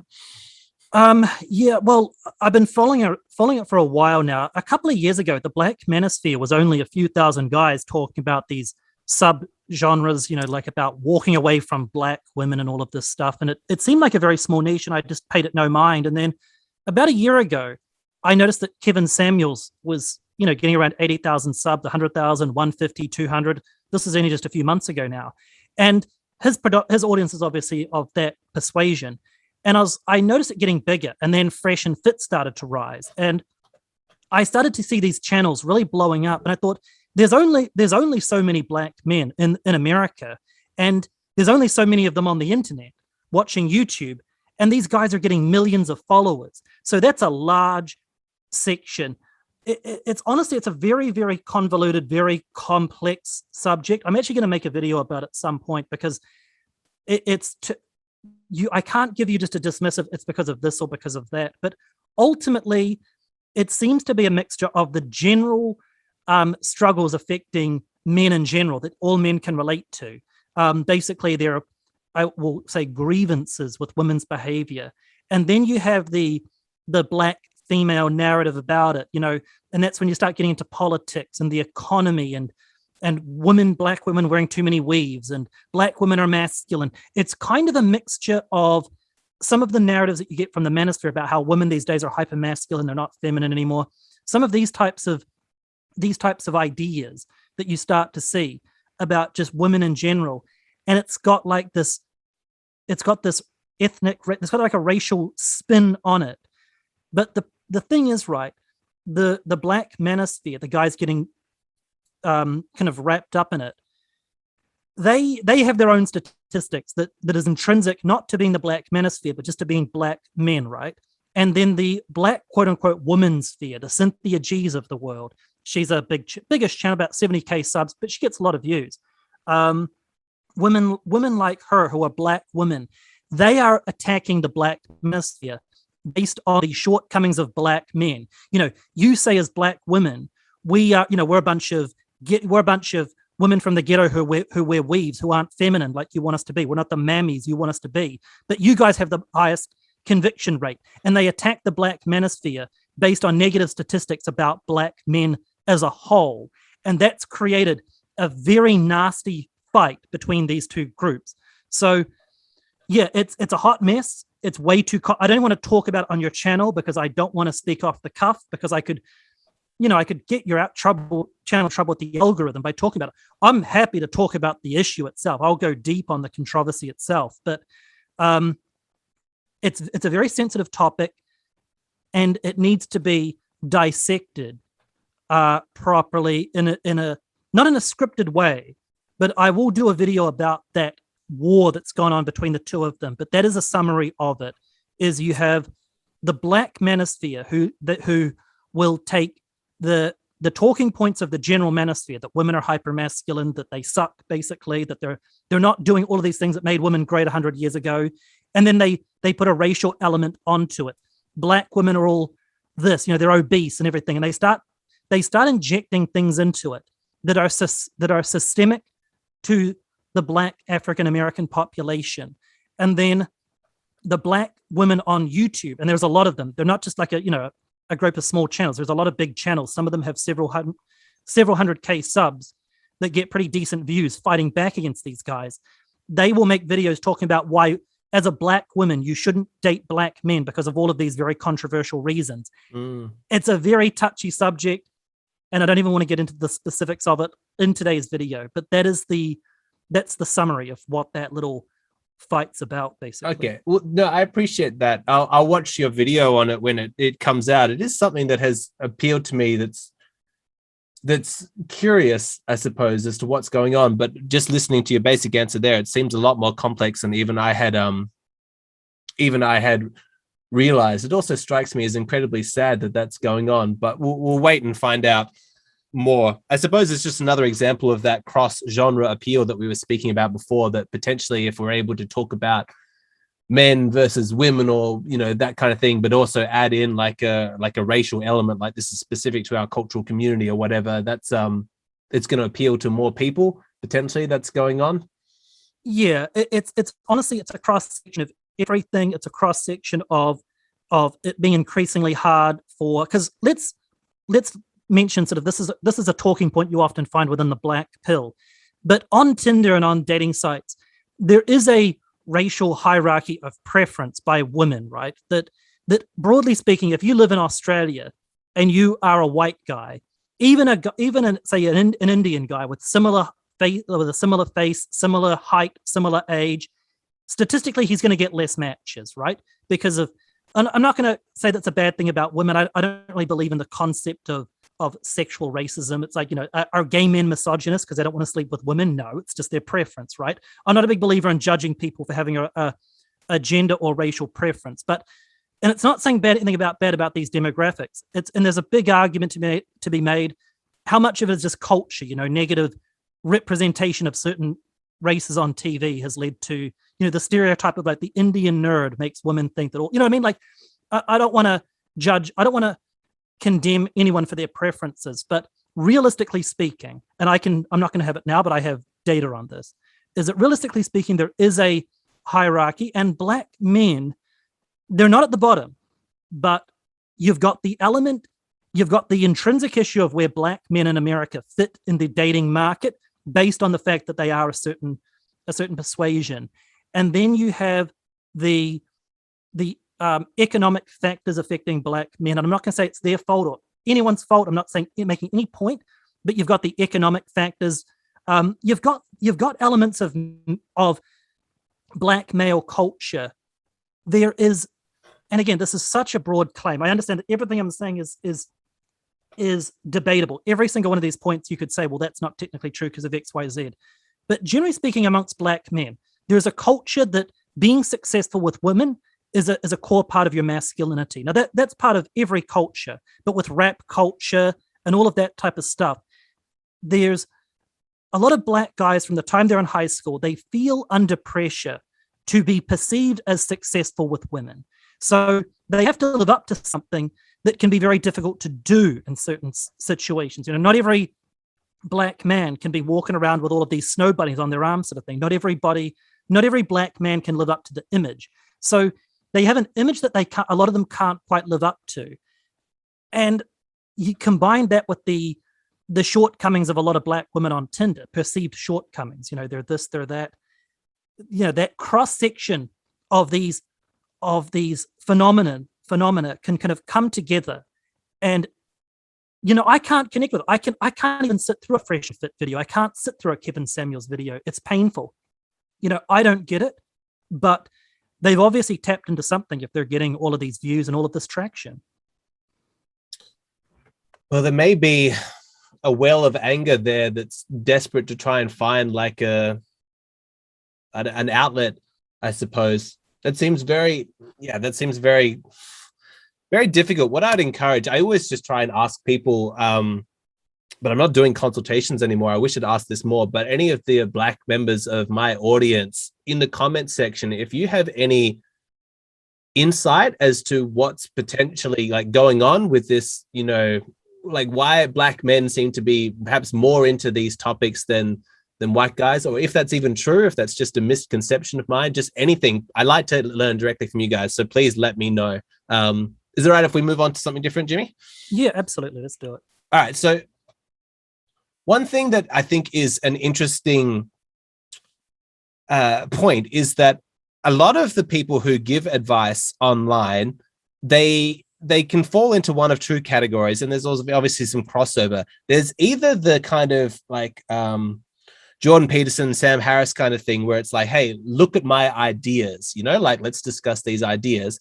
And then there's more like the influencer kind of advice person, where it's like, look at me, like Dan Bilzerian or something, like, look how awesome I particularly am. And in the dating space, you could be like, hey, here are my opinions about dating. Here are some ideas. Or it could be like, here's me. Look at how awesome I particularly am. I'll teach you how to be like me. So what is the real product that you're selling in your content?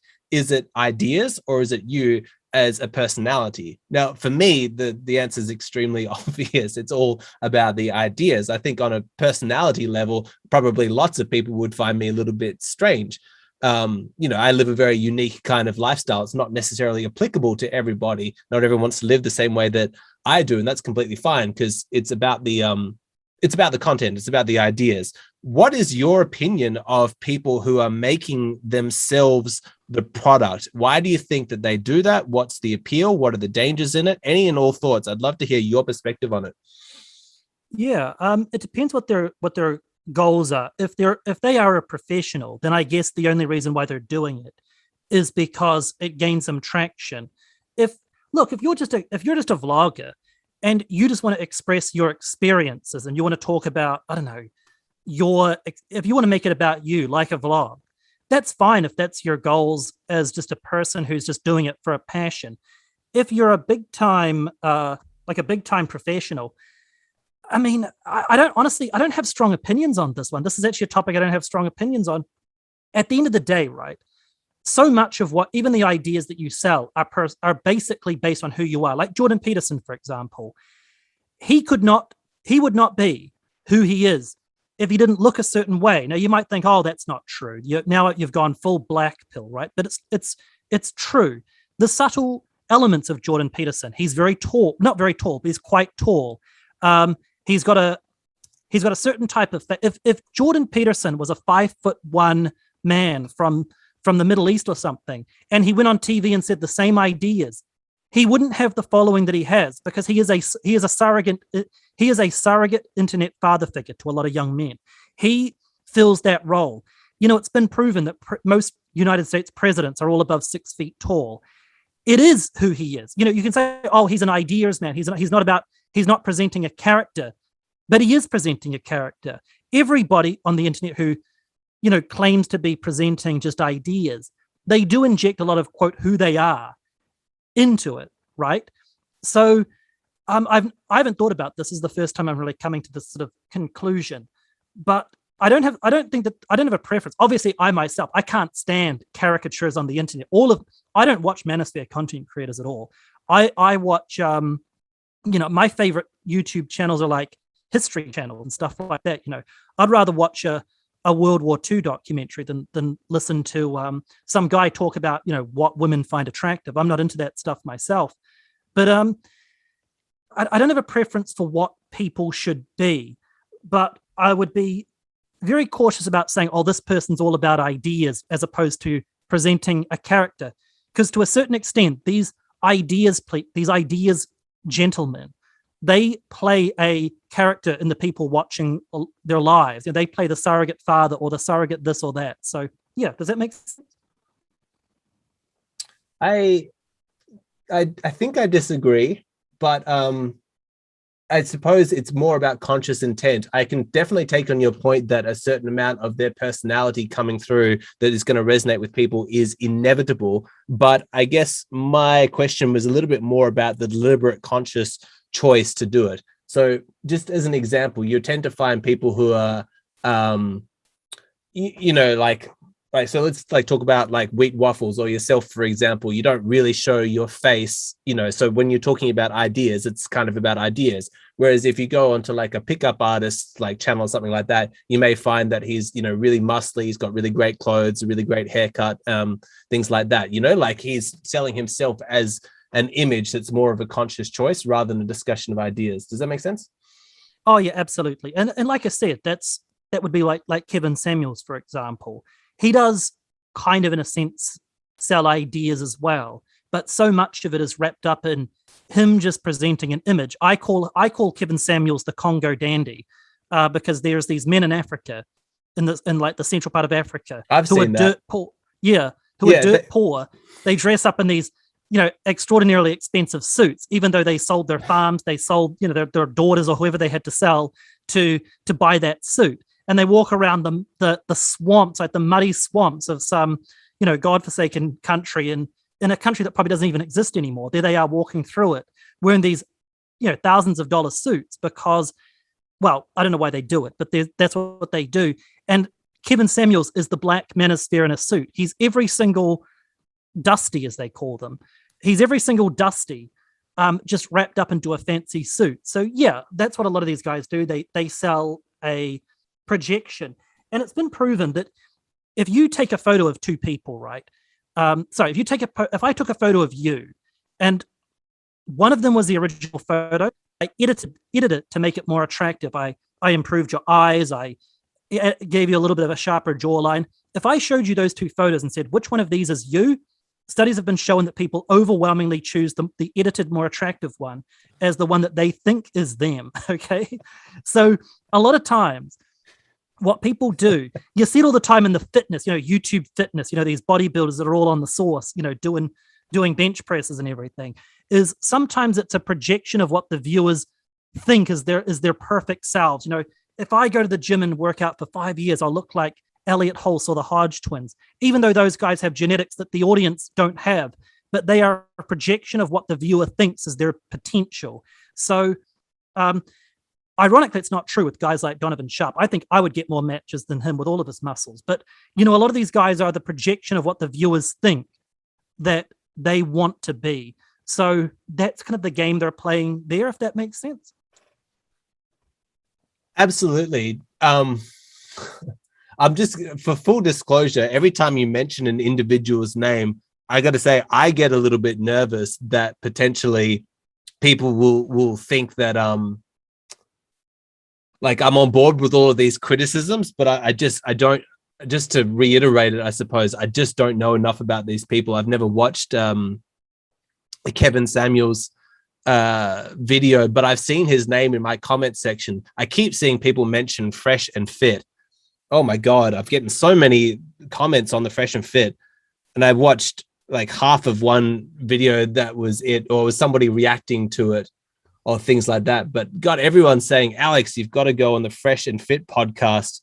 And I took notice because I saw a comment where they said, Alex, we want to have you on. And then when I clicked on it, it was gone. They deleted it. So I don't necessarily know what it is. But I just want to reiterate, I don't know what these people are talking about or if their ideas are good. It's one of the reasons why I wanted to have you on, because I feel ignorant on the kind of space that I exist in. I thought you could educate me, but I had to take a double take there because you just said that you don't really watch Manosphere content.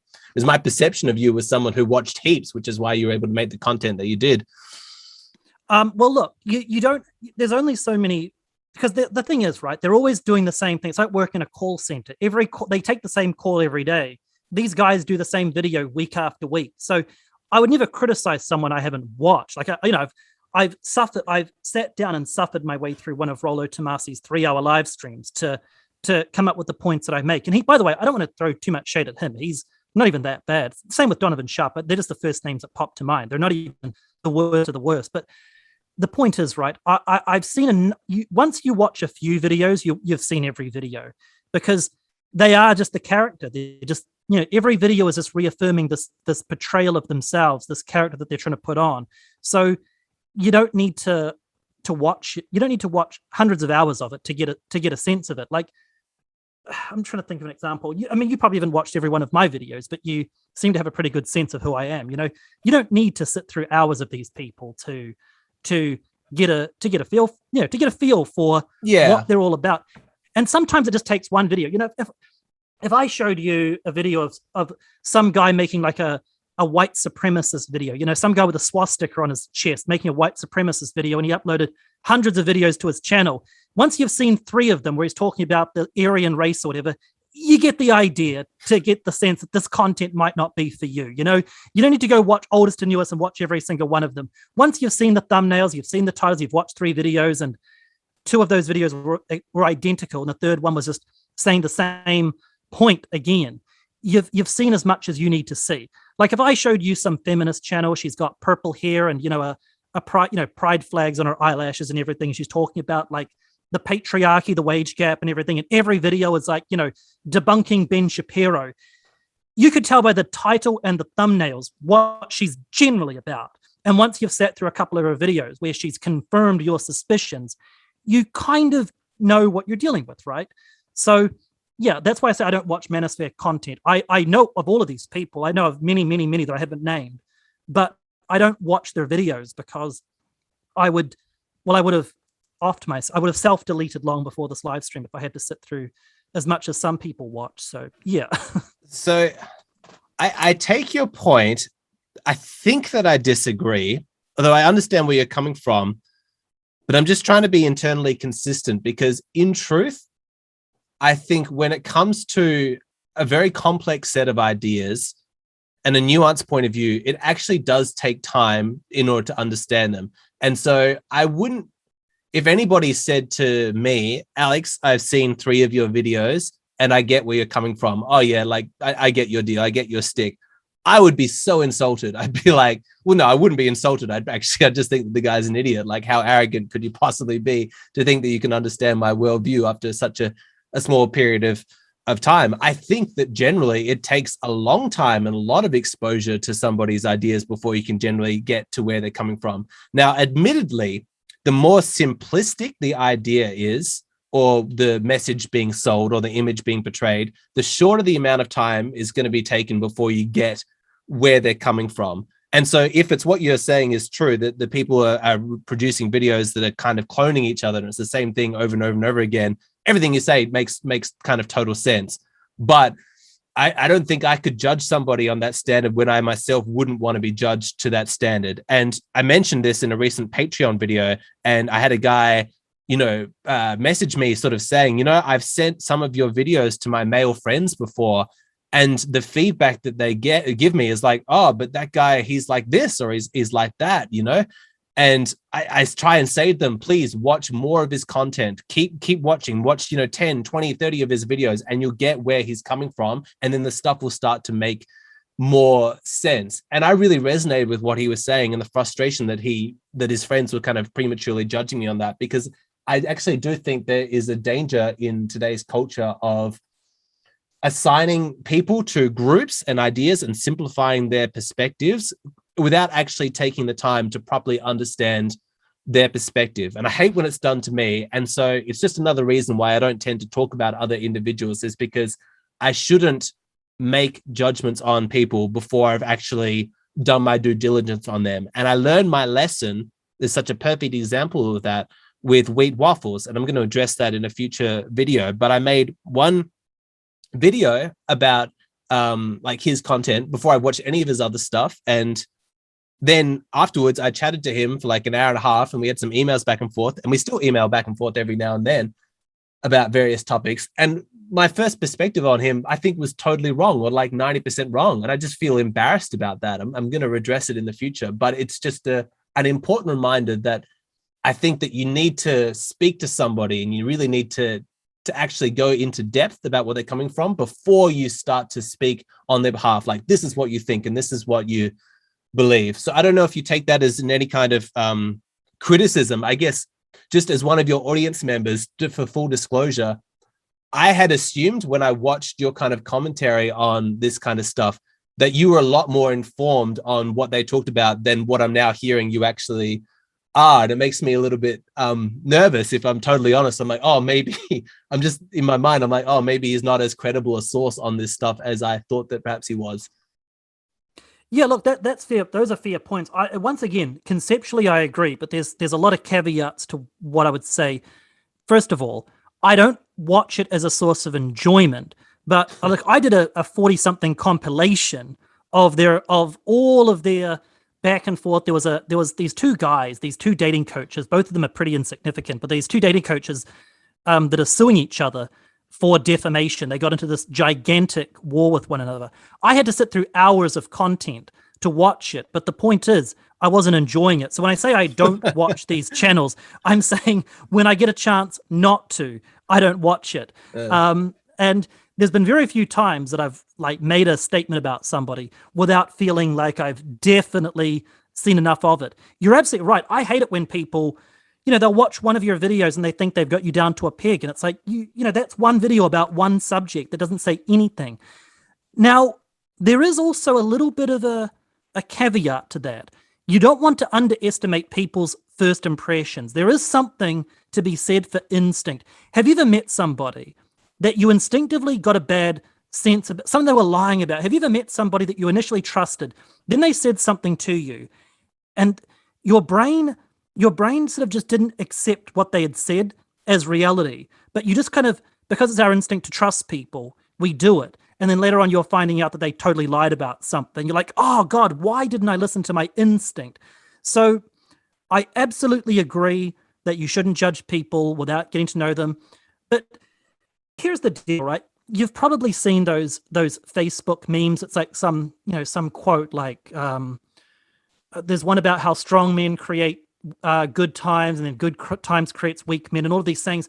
They all sound true, but what happens? I don't have any examples. I wish I had examples to show you this, but you can take two of those feel-good quotes that you often read on like a Instagram or whatever, two diametrically opposing quotes that mean different things, but both of them are inherently logical. Most people, even people that you would deem as just ideological junk, if you die, let's like if you watch one of those prison documentaries, right? You go into like a maximum security prison and you interview one of those inmates who's done something horrible. If you actually track the course of their life, by the end of it, you almost have a little bit of sympathy for why they're there. So yeah, if sometimes you'll encounter someone who's just basically an idiot, for lack of a better word, but not an idiot, but someone who has very terrible ideas, and you initially reject it, right? You think, oh, this is garbage, and then you watch hundreds of hours of their perspective, and you understand eventually why they got to the place they're in. You might have more insight, but it doesn't discount or disavow. It doesn't undermine your initial perception of them as just being a little bit shady, a little bit grifty. Yep. So I see your point, but I would add those caveats to it. I think it's a really important caveat, actually, because what tends to happen is that the more you stay within one person's like sphere of influence, the more sense they begin to make, because you start to use their previous statements and the fact that they're consistent within their own internal worldview as kind of supporting evidence for the new statements that they're making, rather than, being exposed to outside ideas. So if somebody has an internal consistency, it seems more legitimate. Whereas in a sense, when you're first exposed to an idea is almost when you are on a gut level most able to judge the accuracy of it, because you have all the other data from every other person that you've spoken to right there present in your mind. And so you're judging it against what other people have said. So there's probably a sweet spot, I would say, between where you need to know enough about what that person is saying and where they're coming from, but not so deep into it, but that you become like a devotee, like a follower. Does that make sense? Yeah, that makes total sense. And I fully agree with that. Like, and I've made the mistake too of doing that, where initially I got a bad sense of somebody. Then I started watching them. There was maybe some aspect of their personality that I almost like a guilty pleasure. I actually like listening to this person speak. And you said it before, it's how their backstory will justify one narrative, which then launches you into accepting other narratives that you wouldn't have accepted if you didn't know their background or anything.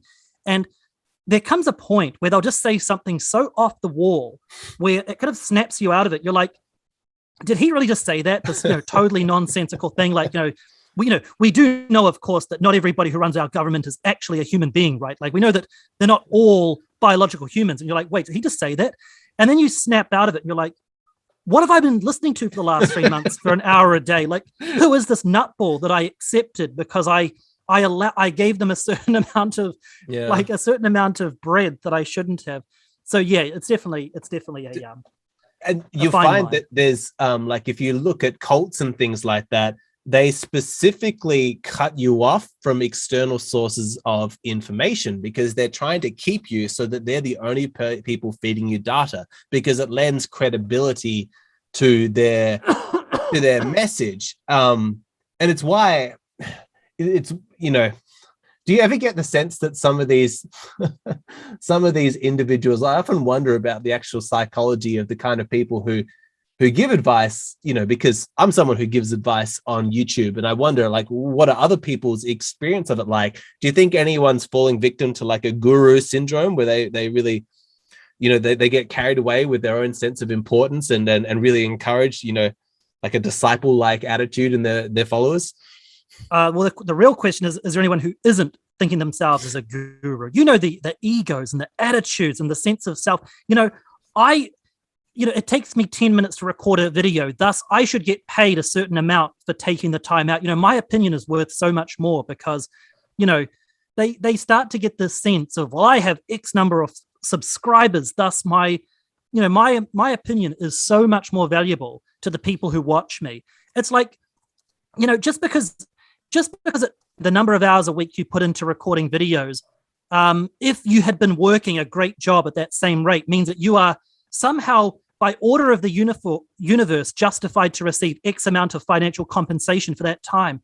Is this the ultimate ego trip? It's like, you could make the same argument that watching someone's videos, by watching a 20-minute video, I could have been working for that time, so you owe me the money for watching. You could use that same logic. But a lot of these content creators get these egos, and yeah, they do think of themselves, because I don't have as many viewers as you, but I do get a lot of really just like multi-paragraph thank you so much for your this perspective.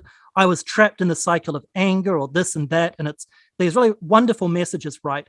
But it, in a weaker mind, it can go to your head like I'm doing God's work. I'm walking around with a white cape on, healing people of their wounds, when in reality I'm just weirdo from Australia ranting into a cheap microphone. That's all I am. I've got to have that humbleness about me to realize that most of my viewers are probably going to mog me in terms of charisma. Mog is our little black pill term for beating someone. They mog me in terms of looks. They mog me in terms of how much they earn at their job. They probably, if they were in front of me right now, they would probably own me on a particular topic. I am no better than anyone watching, but a lot of these guys get this guru, I can't explain it, man. I'm face palming physically as I sit here just thinking about these people. They just get that attitude, man. And I can't put it into words, but yeah, there's definitely a guru complex with a lot of these guys. It's mostly built off of how much feedback they get. They honestly, they fall for all of the positivity in their comment section. And yeah, that's all there is to it. You've probably heard the phrase, you start to believe your own hype. That's what I was reaching for. They start to believe their own hype. It's like, someone pointed this out, like in politics, right? Like in American presidential elections, right? The politicians themselves can never be negative. If you ask a politician, a presidential candidate the day before the election who's polling at 40% versus 60% of his opponent, do you think you're going to win? They have to answer yes. They have to say, we can do it.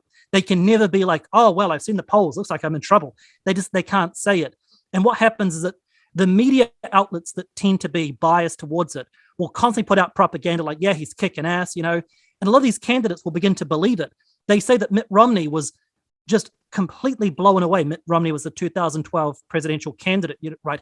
He couldn't believe that he lost to Obama during Obama's term. He just couldn't, there's video of it. And, his whole family were in tears. They couldn't, because they'd spent so much time watching Fox News that they believed their own hype. They believed their own propaganda. Hillary Clinton was allegedly pretty devastated that she didn't win in 2016. Oh, he's a buffoon. He's got orange hair. He can't beat me. All my rich friends over at MSNBC totally agree with me. They're telling me that I've got a 98% chance of winning. So yeah, and that's what you see online. These guys, they get a bunch of followers, they make a bunch of money, and then all of a sudden their opinion is to be, Richard Cooper charges, I forget how much on the front page of his website. I think it's $33 a minute for a consultation.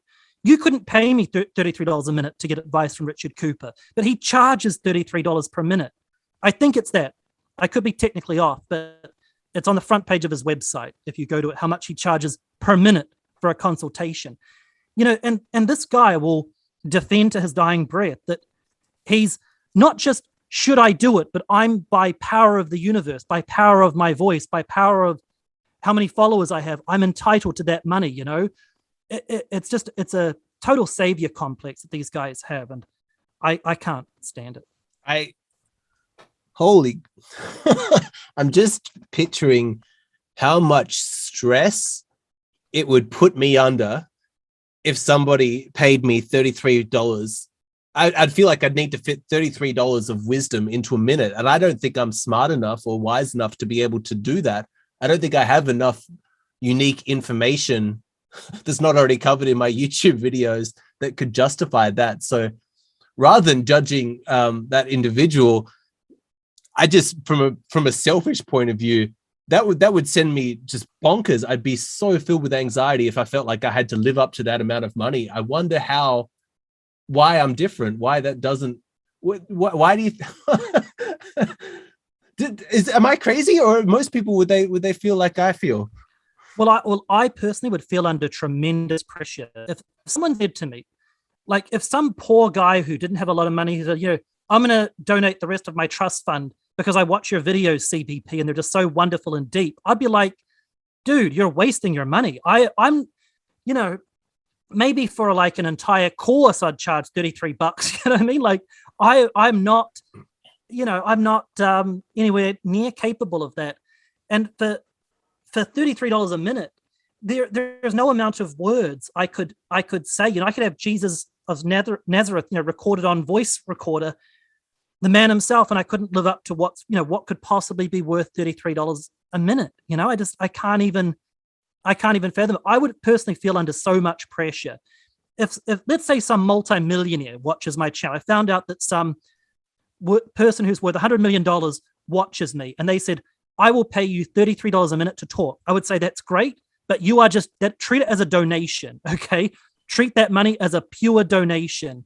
You're rich and you want to talk to me for $33 a minute, that's great. But, the actual intrinsic value of it isn't worth 33 cents per minute at the end of the day. So, it's mind blowing. But they don't just think, well, it's strategic, I've got to be paid for my time.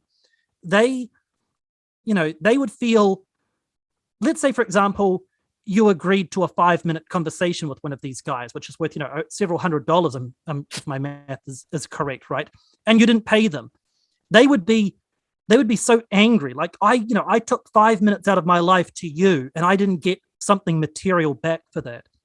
It would be, don't get me wrong, if that's what you agreed to, I can understand being upset about it, but there would be this real sense of injustice that my precious wisdom was wasted and I didn't get anything back from it. It's just it's a real entitlement. But yeah, I mean, I'm not going to check, but I can promise you, if you go to the front page of his website, there will be an astronomical amount. I'm almost tempted to check right now just for the fun of it. But yeah, anyway, that's it. I guess people will hopefully put their 2 cents in the comments section, but that really does fascinate me. It's always interesting when you see a big divergence in your own mind and your own thinking. I guess they would probably say like, oh, well, one of two things is that either your wisdom is not as like smart or intelligent or as insightful, therefore it's worth less, Alexander, or it's worth the same amount, but you're a victim to like a self-limiting belief and you don't know your own true value or something like that. But I have such difficulty understanding the mindset. I can't imagine how I could get there. I started off when I did consultations, I charged $50 for an hour, and I did put the price up to $75 at one point, and I did put the price up to $100 at one point. I thought, yeah, $100 for that time, you know, I feel like I can give enough wisdom. If someone comes to me with very specific relationship issues and we spend a whole hour talking about them, it could potentially shift their life, you know, and I've gotten lots of positive feedback in that regard. But the price increases were at a certain stage more about just giving myself time. And that might also be the other part of it, is when I was getting so many requests that I wasn't getting my YouTube work done, or I didn't feel like I had a good work-life balance. I wasn't spending time with people in my real life that I wanted to. It was like, okay, well, I need to put up the price simply to dissuade people from, you know, contacting me. So that could be another element that we haven't discussed, is that maybe you charge $33 a minute because you're just so busy that you can't afford to spend an hour with somebody. Could that be it? Yeah, look, I can understand for practical reasons. For example, let's say, like everyone, like capitalism is, you know, it's a rough business, right? Everyone has to make their money somehow. And I can understand, for example, if you have a career option, you could have the ability to make XYZ per year doing something else. But you know that you have the number of people willing to pay you a certain amount, that means that you would get paid a lot more than that if you were to get into this one-on-one coaching. If you want to do it for practical reasons, you know, it's practical. There's a market there. People want to pay it. They understand that I might not even be worth $33 a minute, or it could be 31. I could be fractionally misquoting it, but it's on his website. You can go check out the exact number for yourself, but it's extraordinarily close to that. And it randomly changes, by the way. Like, it arbitrarily changes from month to month, but it's always around that mark. But yeah, I can understand for practical reasons you doing that. But this is like it's a sense of entitlement. Like, you know, why would I upload a free video? Because sometimes they do upload free videos, but there's a kind of an egocentrism that you can definitely see, that I'm so intelligent. You know, even if I didn't have any business, even if I didn't have a market, I would charge that much anyway, because that's how much my wisdom is worth. So I can understand doing it for practical reasons, but so oftentimes it just seems to be something more than that. It seems to be motivated by this sense of, you know, the sense of self-worth. But, you know, at the end of the day, we don't know what their motivations are. So I'm willing to give them the benefit of the doubt. Maybe it is just for practical reasons. You know, I don't want to be too much of a hater over here, but too late for that.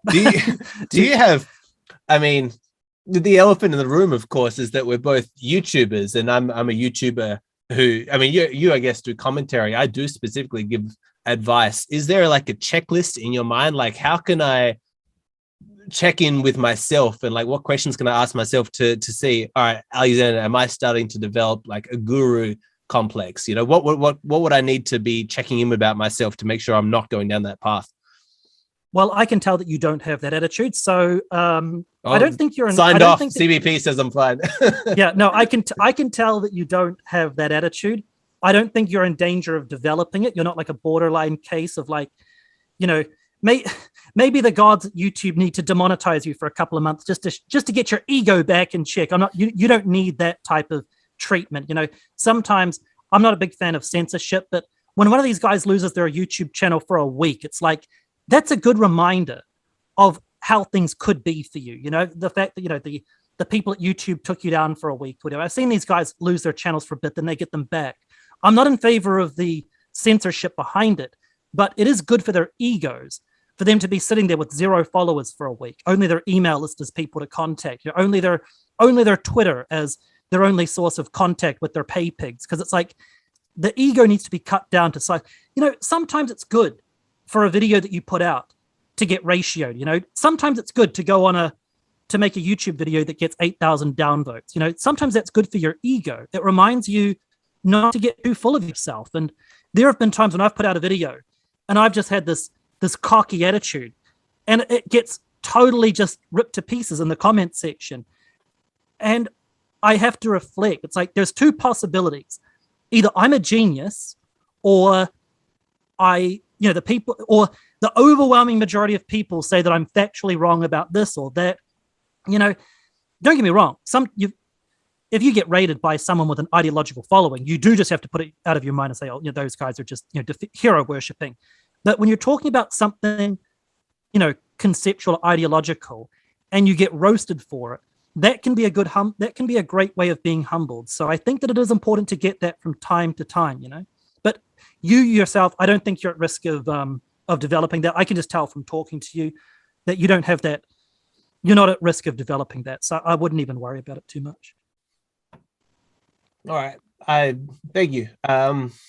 I guess, as you're talking, I guess you could summarize the 2 different attitudes that are going to divide people as to whether or not you experience gratitude for the fact that people are willing to listen to what you have to say, or entitlement and resentment, that, they're getting it sort of, for free. I think, I have moments, little peek behind the scenes of my life now, just as I go about my real life, and I'm so grateful. I have such an incredible job. It's not just financially that I'm oh, I'm so glad I'm able to do something I care about and be able to make money, but it's so deeply fulfilling as well. And I love, the messages. I love interacting with the audience, and I love the discussions that we have on Patreon and all of that stuff. And I'm shit, this is the best job I've had in my life. Not even by a small amount. It's really good. And I've actually had some pretty fulfilling jobs, but this one, being a YouTuber and feeling like you're making a difference, holy crap, I'm so grateful. I'm so grateful. I feel so lucky. I can't imagine being in my position and being oh, people are lucky to get to hear from me, like that kind of entitlement. That's so foreign to my experience.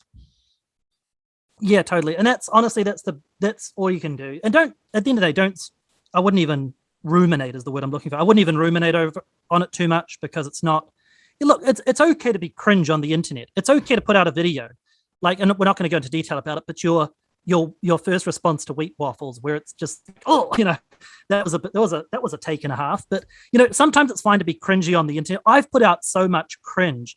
If I go back and watch my oldest videos, I'm oh God, I need to put this on private, or hope that no one sees it. So, sometimes, and look, I've probably said a lot of dumb things. I've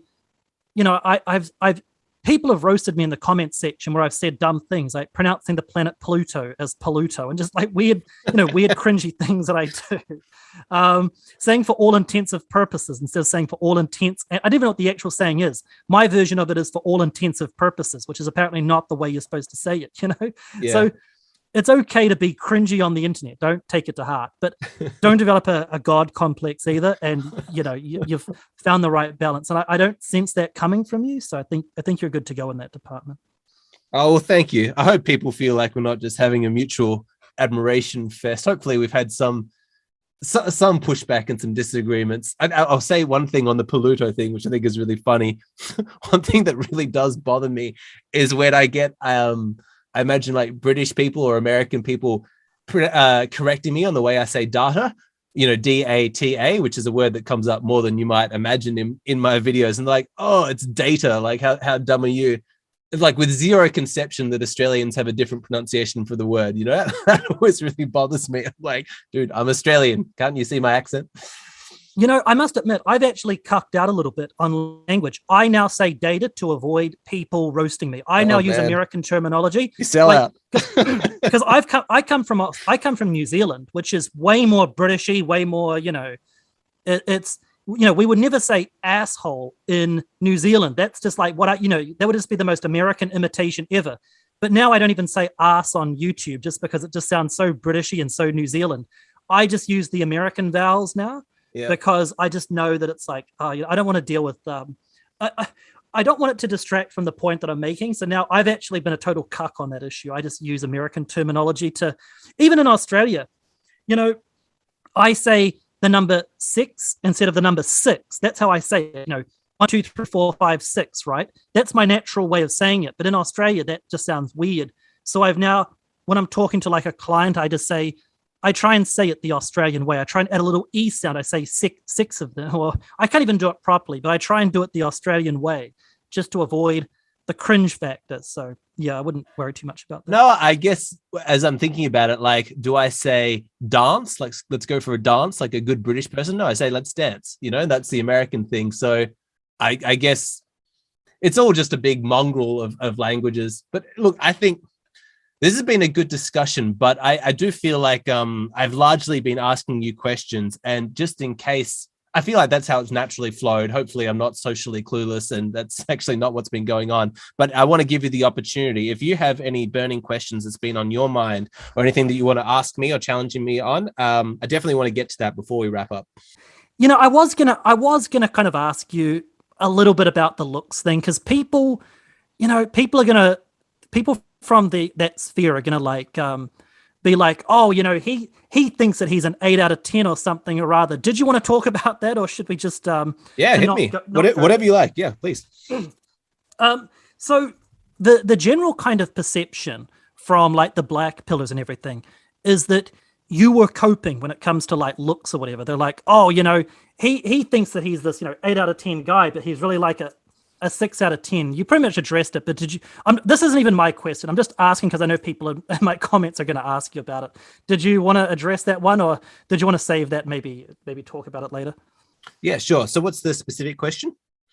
They wanted. So, again, I didn't get a chance to do a community post about this, but I was before this live, I was thinking about what people would want to know. This is kind of a dumb question, but they wanted to know. They'd most likely want to know. Are you, do you consider yourself a good-looking guy, an average-looking guy? How do you feel about that there? Because in the video that you did, when you responded, you were saying that, women on these not dating sites, but like women have rated you like an 8 out of 10, a 9 out of 10. Did you? Actually, you know what? No, don't worry about it. Just forget that question. Edit it out. I was trying to remember what I'm going to ask, but can we just edit that part out? I'm super invested. You can't give me blue balls like that. Come on. All right. So I'm just going to go ahead and ask it. So Pete, this is one of those questions. I was like, should I? It sounds so tedious, but people are going to want to know. So we have this whole thing where we, like, on my channel, where we have the looks rating videos, right? Where we rate people. And Wheat Waffles did a video rating you. He said that he gave you his rating. I was of the opinion, right, that I believe that looks are mostly objective, but there's maybe 1 or 2 points of subjectiveness in there. Like, you could say that I'm maybe a 5 or a 5.5 or a low 6 or whatever, but ultimately, and some women would say that I'm a 5, someone would say that I'm a 6. In fact, they'd actually probably try and blue pill me and say that I'm a 7.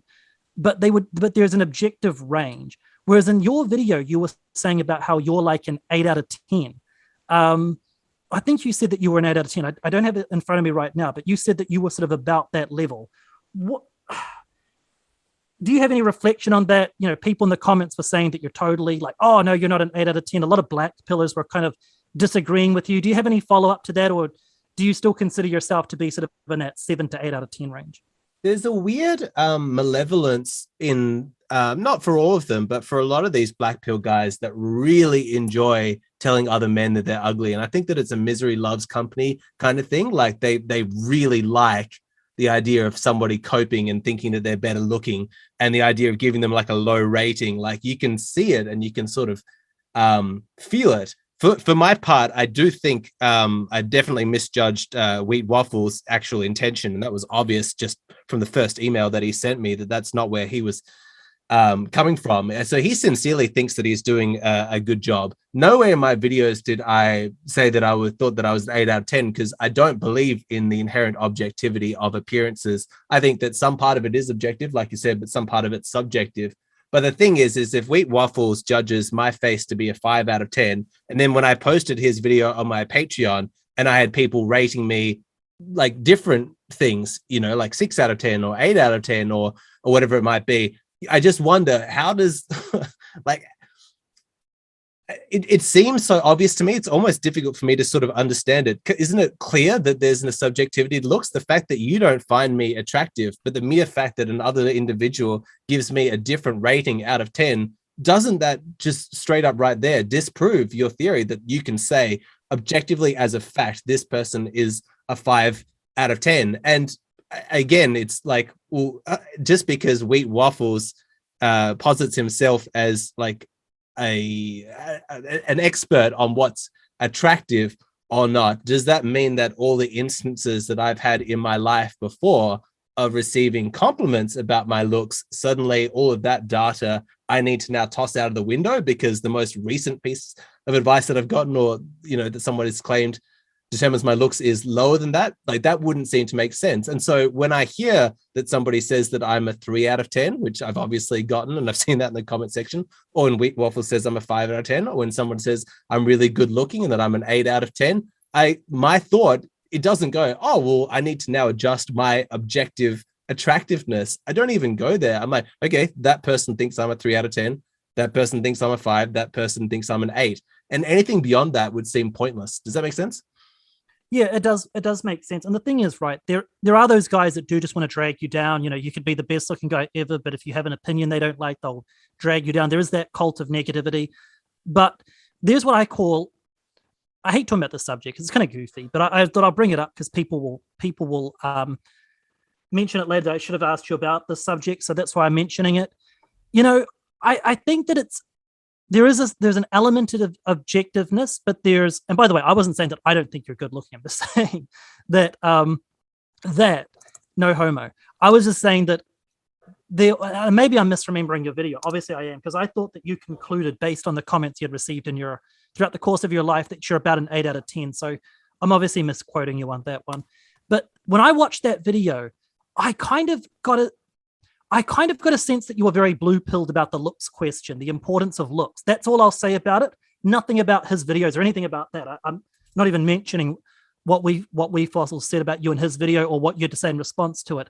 But just the general topic, I couldn't help but feel that you were a little bit blue-pilled on the importance of looks. It's kind of, you seem to be going off of something that we call your normie rating.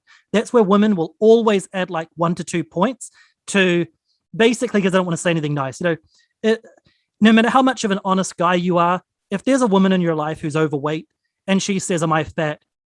You're going to hesitate and then try and not lie to her, but not be like, yeah, you're morbidly obese. You're going to die at 45. You're not going to say that, right? You're going to kind of temper how you say it. And women will typically do the same thing. They'll typically add a couple of points to how you look and try and make you feel better about it. And I don't think this is for today's video. If we stream again, that's if you ever want to, I think we'll go down that rabbit hole way more. I shouldn't have even brought it up. No.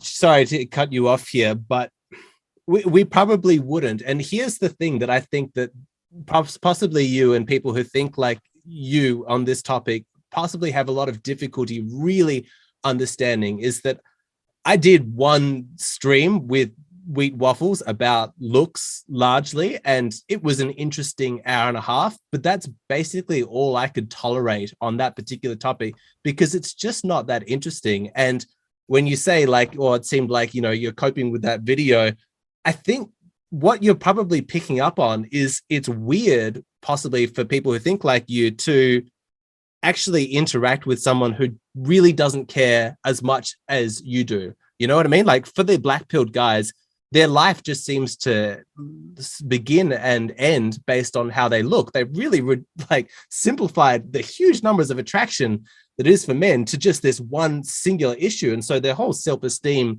is built on it. But as an older guy, like I'm 33 now, my life is established. I'm doing things like my looks is just not relevant for basically any of my life at the moment. And so it was an interesting, curious, like intellectual curiosity and a thing to explore briefly. But, you know, what my rating is, it really just doesn't matter. And it's not that interesting. And I think that's what these guys have difficulty understanding, is that when somebody doesn't endlessly want to analyze their own looks or watch 50 videos about it or argue about, you know, what your particular rating is, they're going to say it's because you're coping. And the reason seems to be because they can't imagine that people don't think the way that they are. Their subjective worldview, they imagine, is the objective fact. And any deviation from that is just cope, because people aren't tough enough to really face the facts of it. So they've encountered, like most people, I think, are like, oh yeah, it'd be better to be better looking, but there's so many other areas of my life that are important. That just seems alien to them. That's my take on it. Yeah, and I fully understand it. I'm like, oh, should I have even brought it up? I was almost kind of like, oh, I feel like I have to. I feel like the looks question is going to come up. But no, what I'm going to do, because I think what I'm going to do is I actually do have things I wanted to bring up, but my voice is kind of running out. And I want to maybe save that. If we do another stream, we'll do it the other way around, okay? I'll come with a whole bunch of questions and I'll pick your brain. So I do apologize that it's been a little bit one-sided in that regards.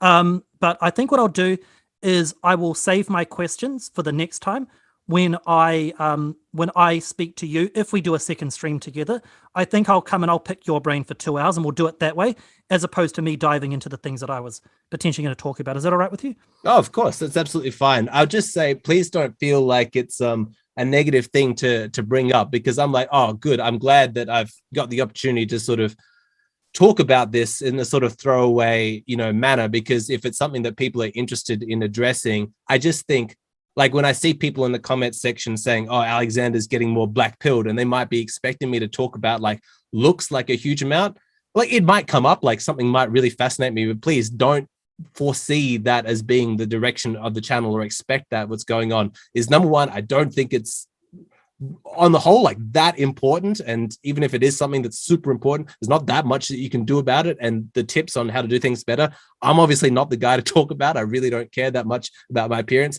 And two is, what really fascinates me about my content are the nuances of it, you know, the fascinating, you know, cross things of where psychology meets biology and culture, and how to actually use this information to improve your life. Like, I love the intellectual challenge of that.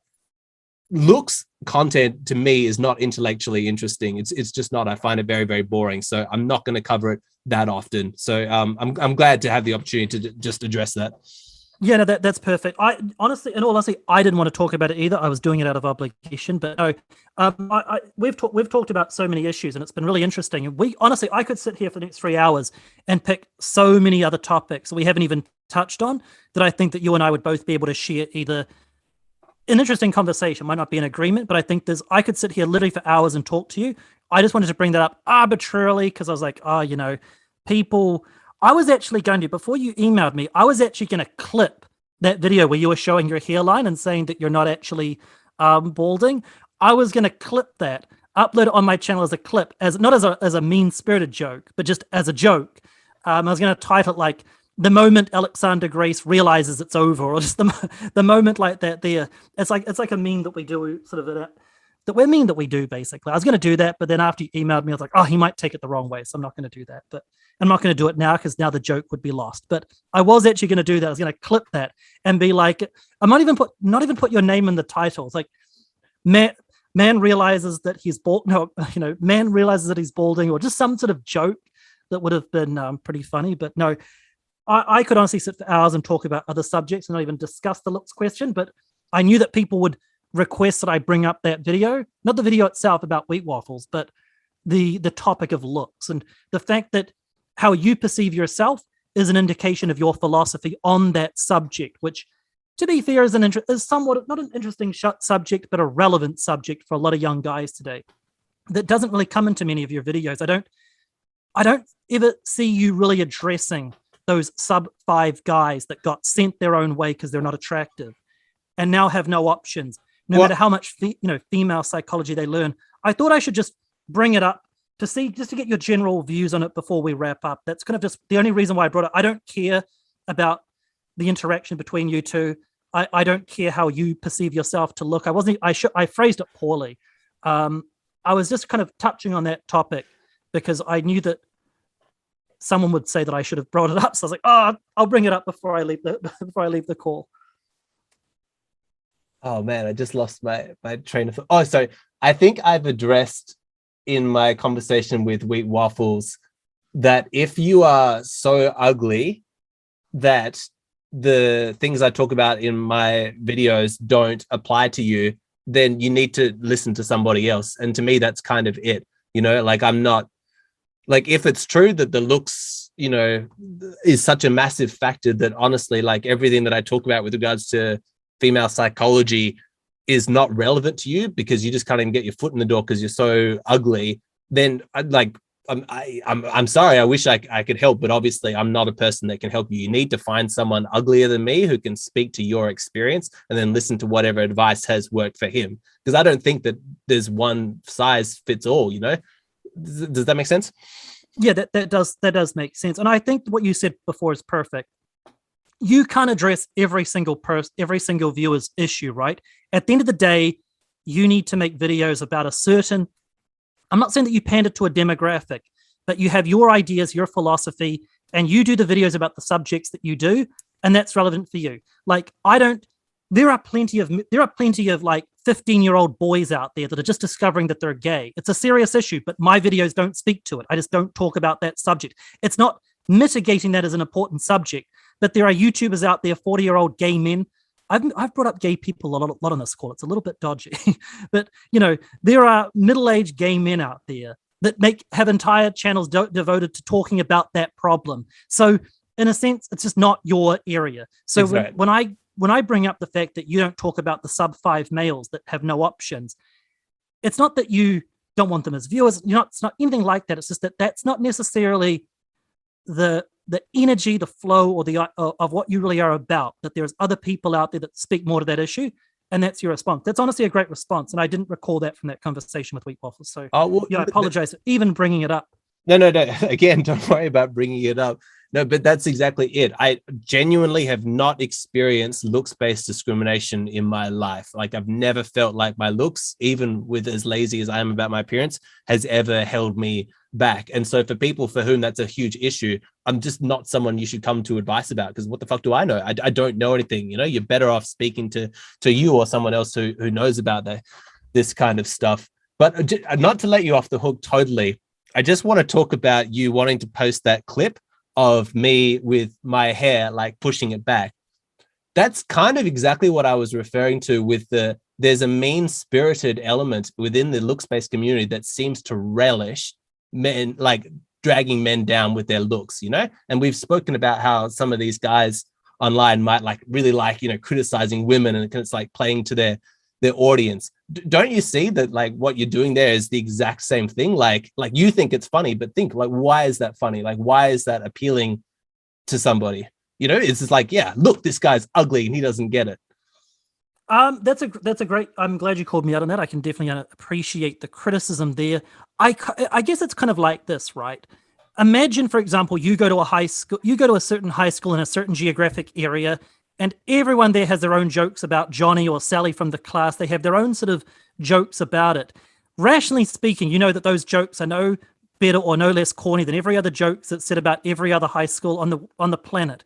But at graduation time, you know, it's still funny. It's still funny when you have a meetup to talk about those things. So I guess because what we talk about on my channel has its own, how do I explain it? Has its own subculture.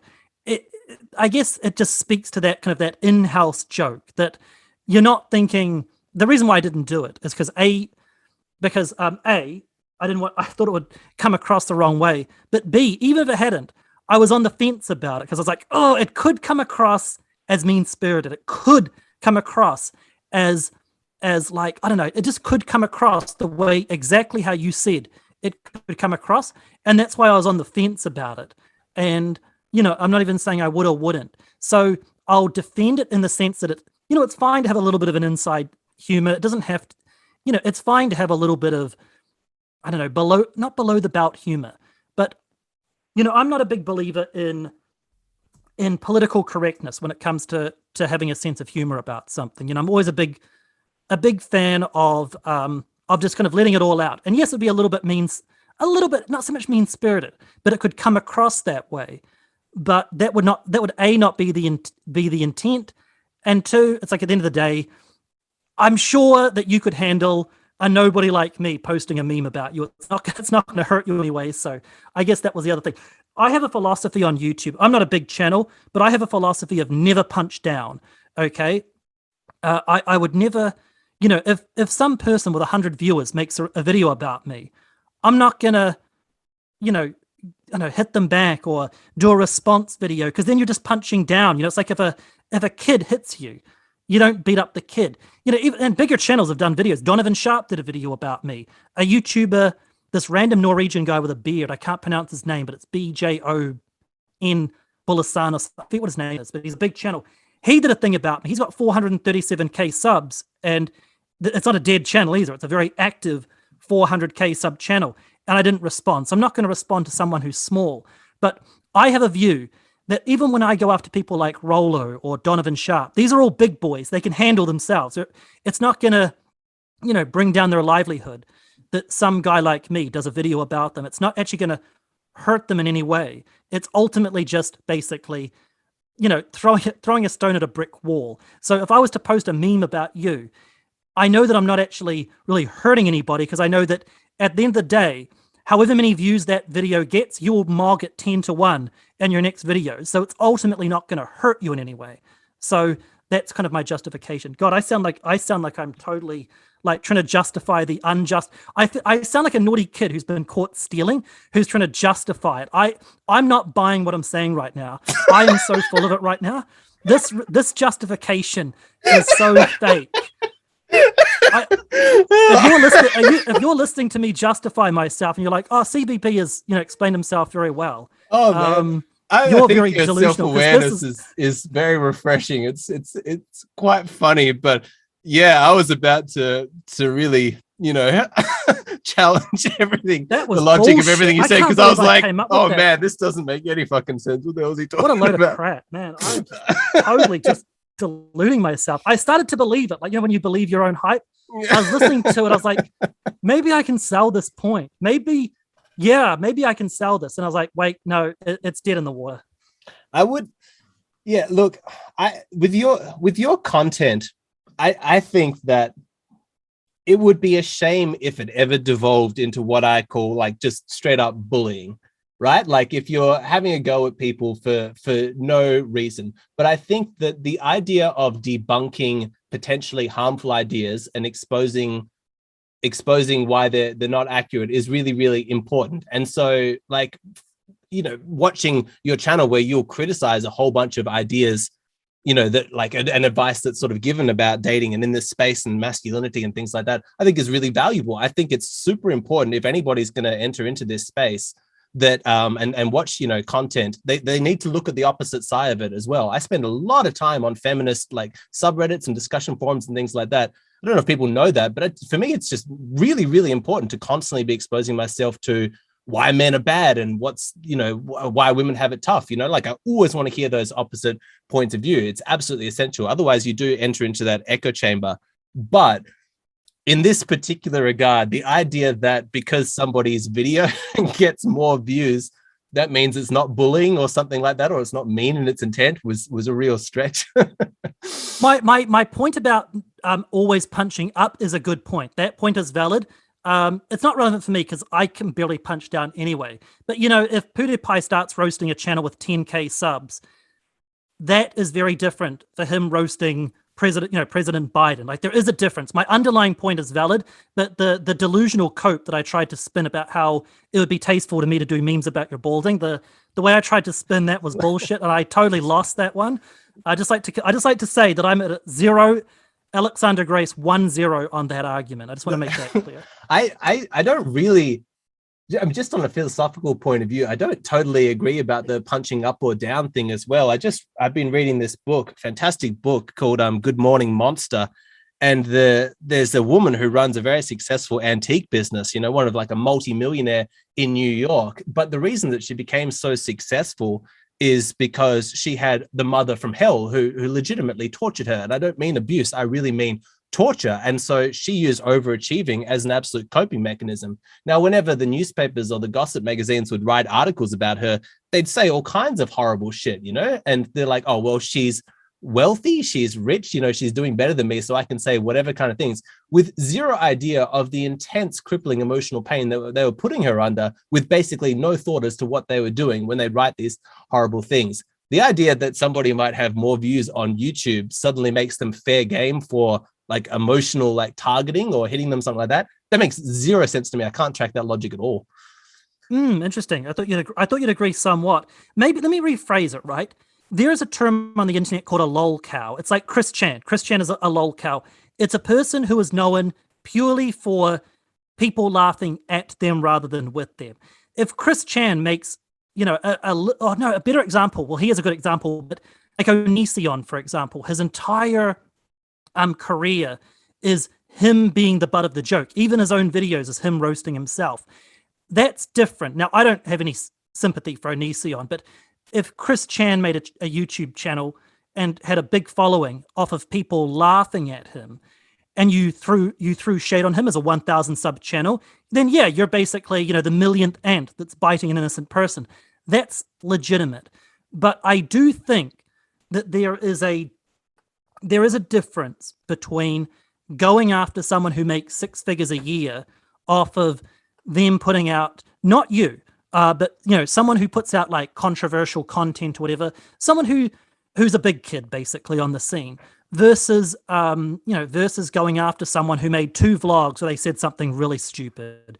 You know, maybe some guy with 40 followers made a video where he made a lot of dumb points, for a bigger channel to make a video response where his, you know, he's not even going to be able to get any, you know, like he's going to be locked out of the algorithm from that point onwards, because every one of his videos is going to have forever downvotes because this big popular channel roasted him. You know, you're hurting his ability to grow his channel at that point.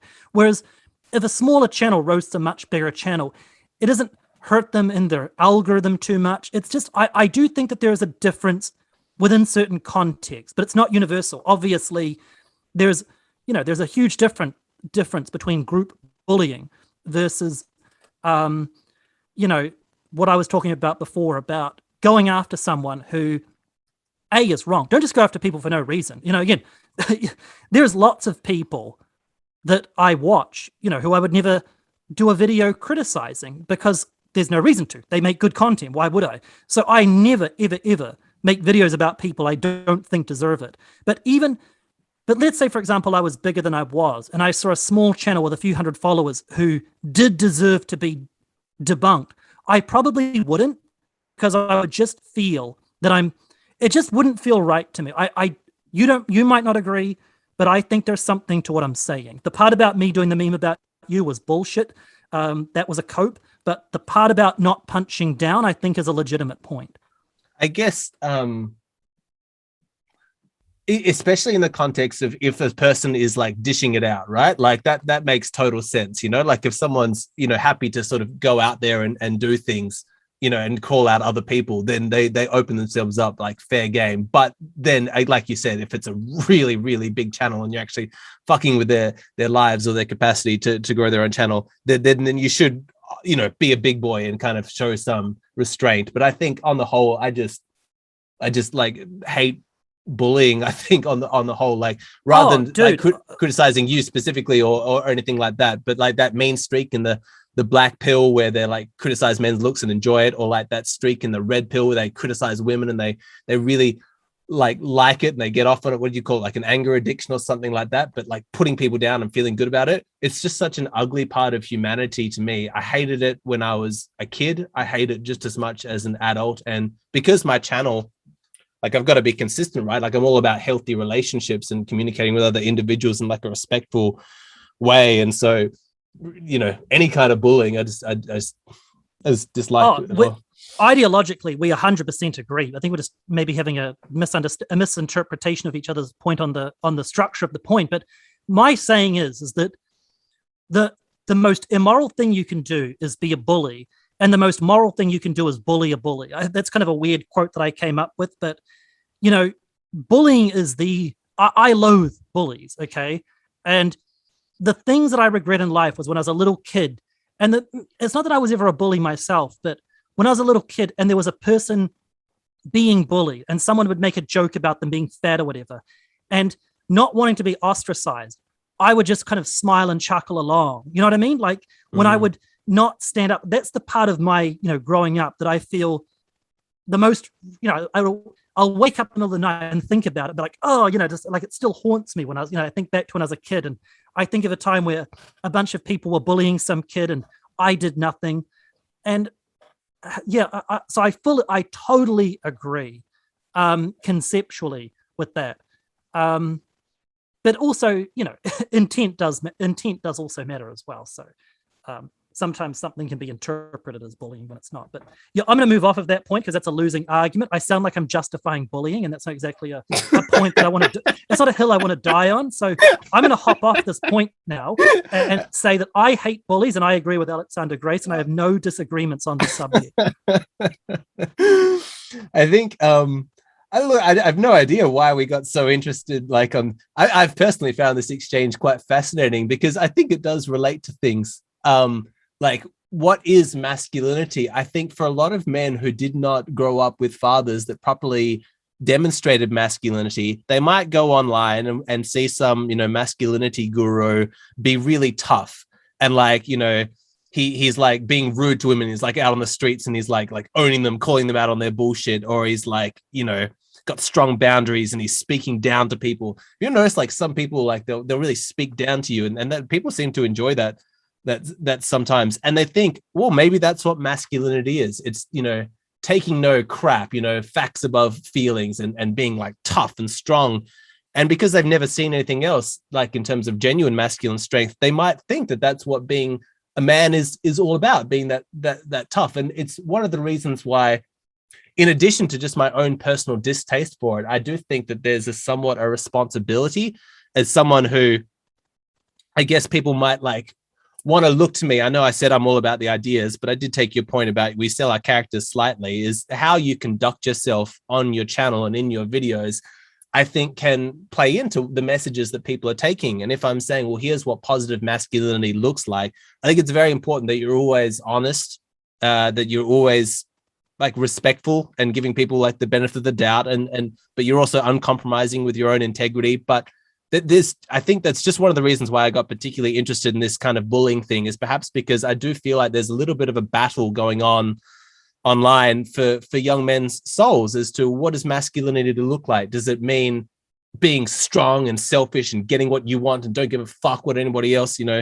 needs? Or is it, no, like I'm here and I'm taking responsibility for other people and I'm protecting the weak? And it's the kind of masculinity that I think of as a positive masculinity. So bullying to me, it almost goes right to the heart of really what I'm trying to do and all that. That makes sense. Oh, by the way, I also agree as in part, there is that subculture there. And I'm the victim of it all the time. I'm not going to name him, but there are forums that do the same to me with my face. Okay. And it's not laughing with me, it's laughing at me.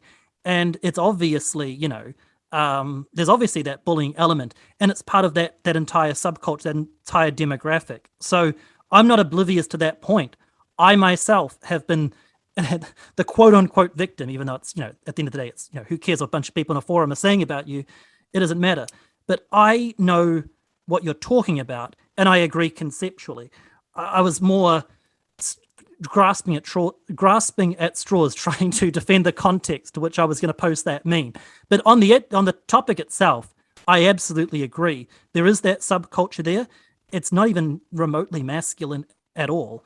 It's I've always said that these guys that pursue masculinity, it's such an empty road. Masculinity doesn't bring you happiness, and it's really sad that these guys get caught up. Masculinity should be a byproduct of how you live your life. It shouldn't be something that you try to be more of for the sake of being that thing. It can be a tool. For example, being attractive, being more masculine can make you more attractive. It can be a tool in a toolbox to use. But these guys that ultimately I'm not saying that I believe that people should be religious or whatever, But because they don't have any religion in their life, they don't have any type of inner type of fulfilling thing to kind of structure their entire morality and philosophy behind. They get very much caught up in the being an alpha male kind of trap. And, you know, it's like they spend less time thinking about how to be happy and more time thinking about how to be the alpha male of the group. And that's a very sad fate for a lot of these guys, that they again, there's nothing wrong with being, you know, masculine guy. I could probably use a little bit of it myself, but a little bit more than what I have currently. But these guys that kind of build their, it always goes back to my favorite saying, which is, has anything you've done made your life better? And, you know, these guys really kind of, in my opinion, get caught up on that cycle where that's all they focus on. And not only do they go about it, not only is it a red herring in terms of being happy, but they also, their metric for masculinity is also very off kilter. They focus on the wrong things. So they're not even living up to it. They're just living up to a fake definition of something they shouldn't even be focusing on. Does that make sense? Oh, yeah. Yeah, definitely. But I don't have anything to add. Is that okay? Yeah, no, that's okay. Now we're even for me not having any questions lined up because they're on my my phone and my phone's off. So we may chat again in the future. I don't know how interested I'd be in chatting about more look stuff. If that's what you've got questions, maybe a little bit, it would be all right. But we'll see kind of what responses from the audience. If they liked the interaction between the two of us, I see no reason why we shouldn't have another conversation again in the future. I really enjoyed it.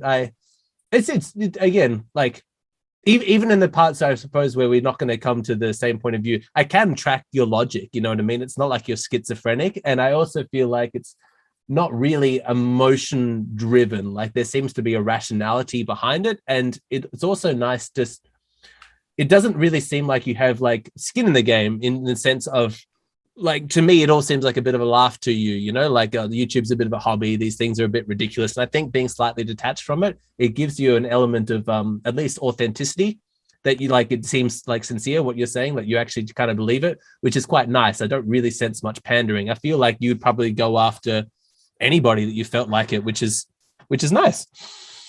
Yeah, no, I appreciate the sentiment there, and I fully agree with that thing. It's like I said, I don't have a horse in it. I could just disappear offline tomorrow and, you know, job done and dusted. You know, I said what I wanted to say. I could easily just pretty much disappear from here on out and I'd be perfectly fine. It's not like I'm on some critique to prove anything further. So yeah, I really appreciate that. And I really appreciate you inviting me on today to have this chat. I've really enjoyed it too. It's, you know, it's, I could easily chat for another 3 hours as my voice is starting to die on me. And yeah, but other than that, I could easily talk.